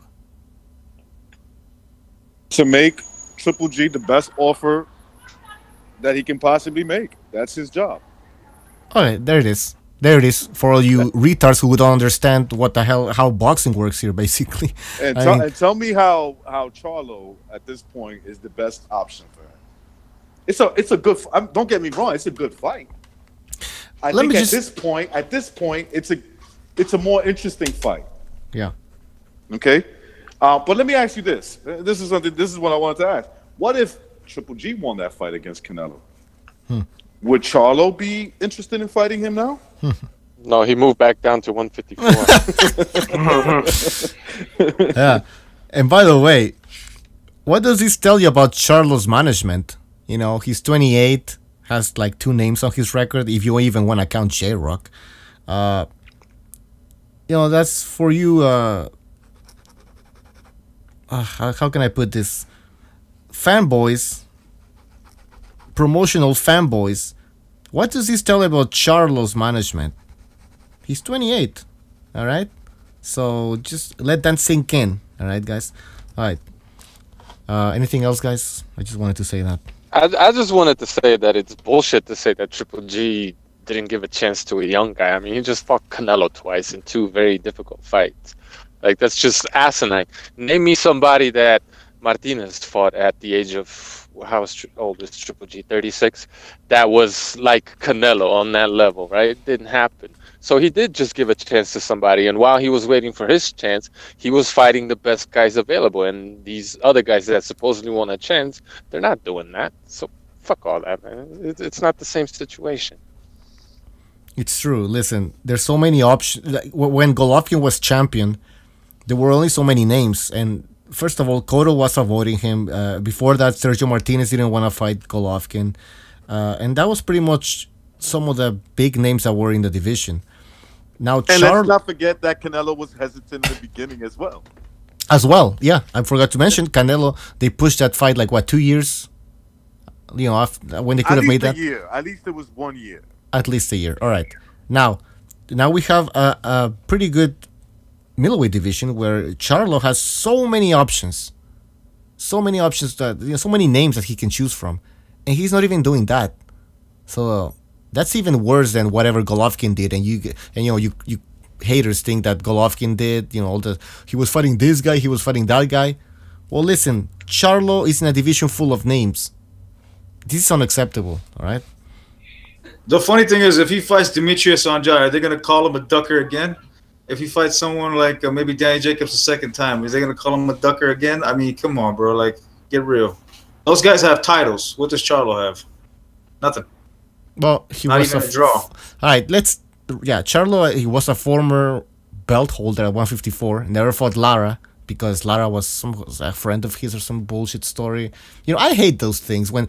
How many boxers that were friends fought each other? I mean, so many. This is just a fucking lame excuse, all right? But anyways, so Charlo didn't fight Lara. He was a belt holder, whatever. There's like fucking 50 belts in the division. Fights J-Rock, Trout, moves up in weight. Oh, well, he's an American fighter. What else? What else can we say about Charlo that makes him like this? He's young, I guess. You know, I've heard certain YouTubers say that this is 154 is like one of the best 154 division, and that Charlo came out of that. But Charlo came out of that not fighting the top guys at 154. He didn't fight, like you said, Erislandy Lara. Oh, we're friends. Fuck all that. We just saw Derevianchenko fight Jacobs, okay, and they were stablemates, and they were obviously good friends. So all these guys, with the exception of Hurd, right? I mean, at least Hurd fought Lara, and he's willing to fight the Charlos or Charlo, the littler one, the little ugly one. And so he's willing to fight those guys. But outside of Hurd, right? None of these guys at 154. There's nothing that I can say about Charlo that he's battle tested at 154 pounds. Yeah, it's Yeah, that's it. Even in the recent past, if you was a young talent there in the division with good names, you had to at least beat someone, and not necessarily a belt holder, but some known and established guy, in order to get that shot with the most popular guy in your division and get that big money. But right now it's so frustrating, because all those guys think that they already deserved that shot without working for it. You know? Yeah, exactly. And it's a promotion. Lara wanted those fights. He wanted to fight the Charlos. He did. He wanted to fight them. They would always misinterpret purposely what he was saying. I understand Spanish. I understand the demeanor. I understand the slang of Spanish, and he was always making it very clear. It's up to them. I'm willing to fight because Lara would have beaten them, bro. Lara's too quick for them. They're not gonna be able to react quick enough. He's gonna hit him and run. That's what he's gonna do, and it's gonna be a 12 rounds of hitting and running, and they're gonna lose those fights, and they know that shit. So they never fought the guy. You think friends my ass? Well, we never saw those fights. We don't know what would have happened, but other fighters. I'm pretty sure that's what would have happened. Lara ain't easy to knock out anyhow, too. He would have hit them and ran away, and then next thing you know, you have 12 rounds, or maybe not 12, maybe 8-4 to Lara, and that would be it. Lara wins the game. Well, listen, other fighters did fight Lara when Lara was undefeated and much younger. Other fighters did fight Austin Trout when Trout was undefeated and younger. Now he appears to be shot. So, let's not be that critical of certain boxers. All right? I'm talking about Canelo.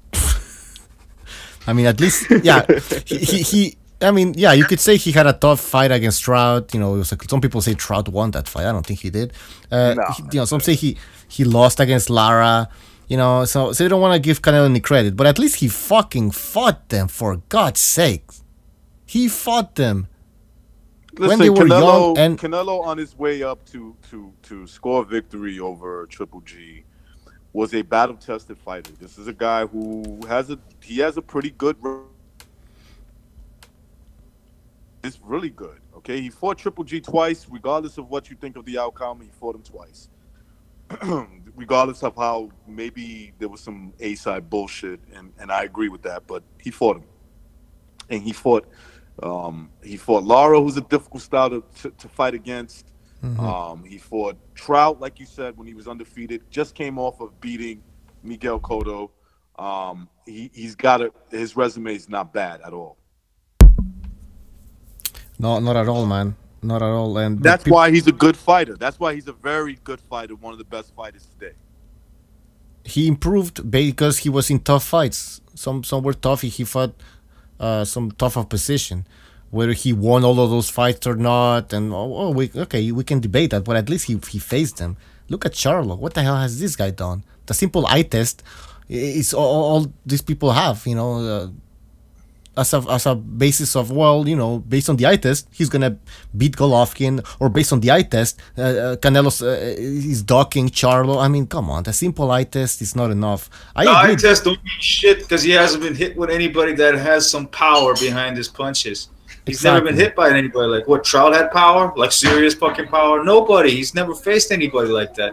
Once he beats somebody like that, then we can go ahead and say that with a chin two on top of that. He needs to beat somebody like that. Then we consider him not top dog. And now, Bucho, that $365 million. Dang, Eddie Hearn ain't got no $365 million. Yeah, exactly. He ain't got no. It does look like a $1 billion website. Does that look like a $1 billion website to you? Come on. You don't have no 360. That's made up money, right? That's made up money. That's fucking monopoly fucking money. All right, we should end this show right now. It's getting, let's end this show now. We'll do another show tomorrow. Well, thank you for coming, guys, and we'll see you next time. Thank you for coming. Burchell versus Roman. Shout out to Nonito for beating that bum. Oh! He had to say it. Peace out. Alright, see ya, man. I'm gonna go See with you, girls and boys. See you. See you again. Yeah. Alright, see ya. Peace. Roman is gonna win the fight. Roman is gonna win the fight for sure. Alright. In the chat, thanks for showing up, and we'll see you next time. Take care and have a good Saturday.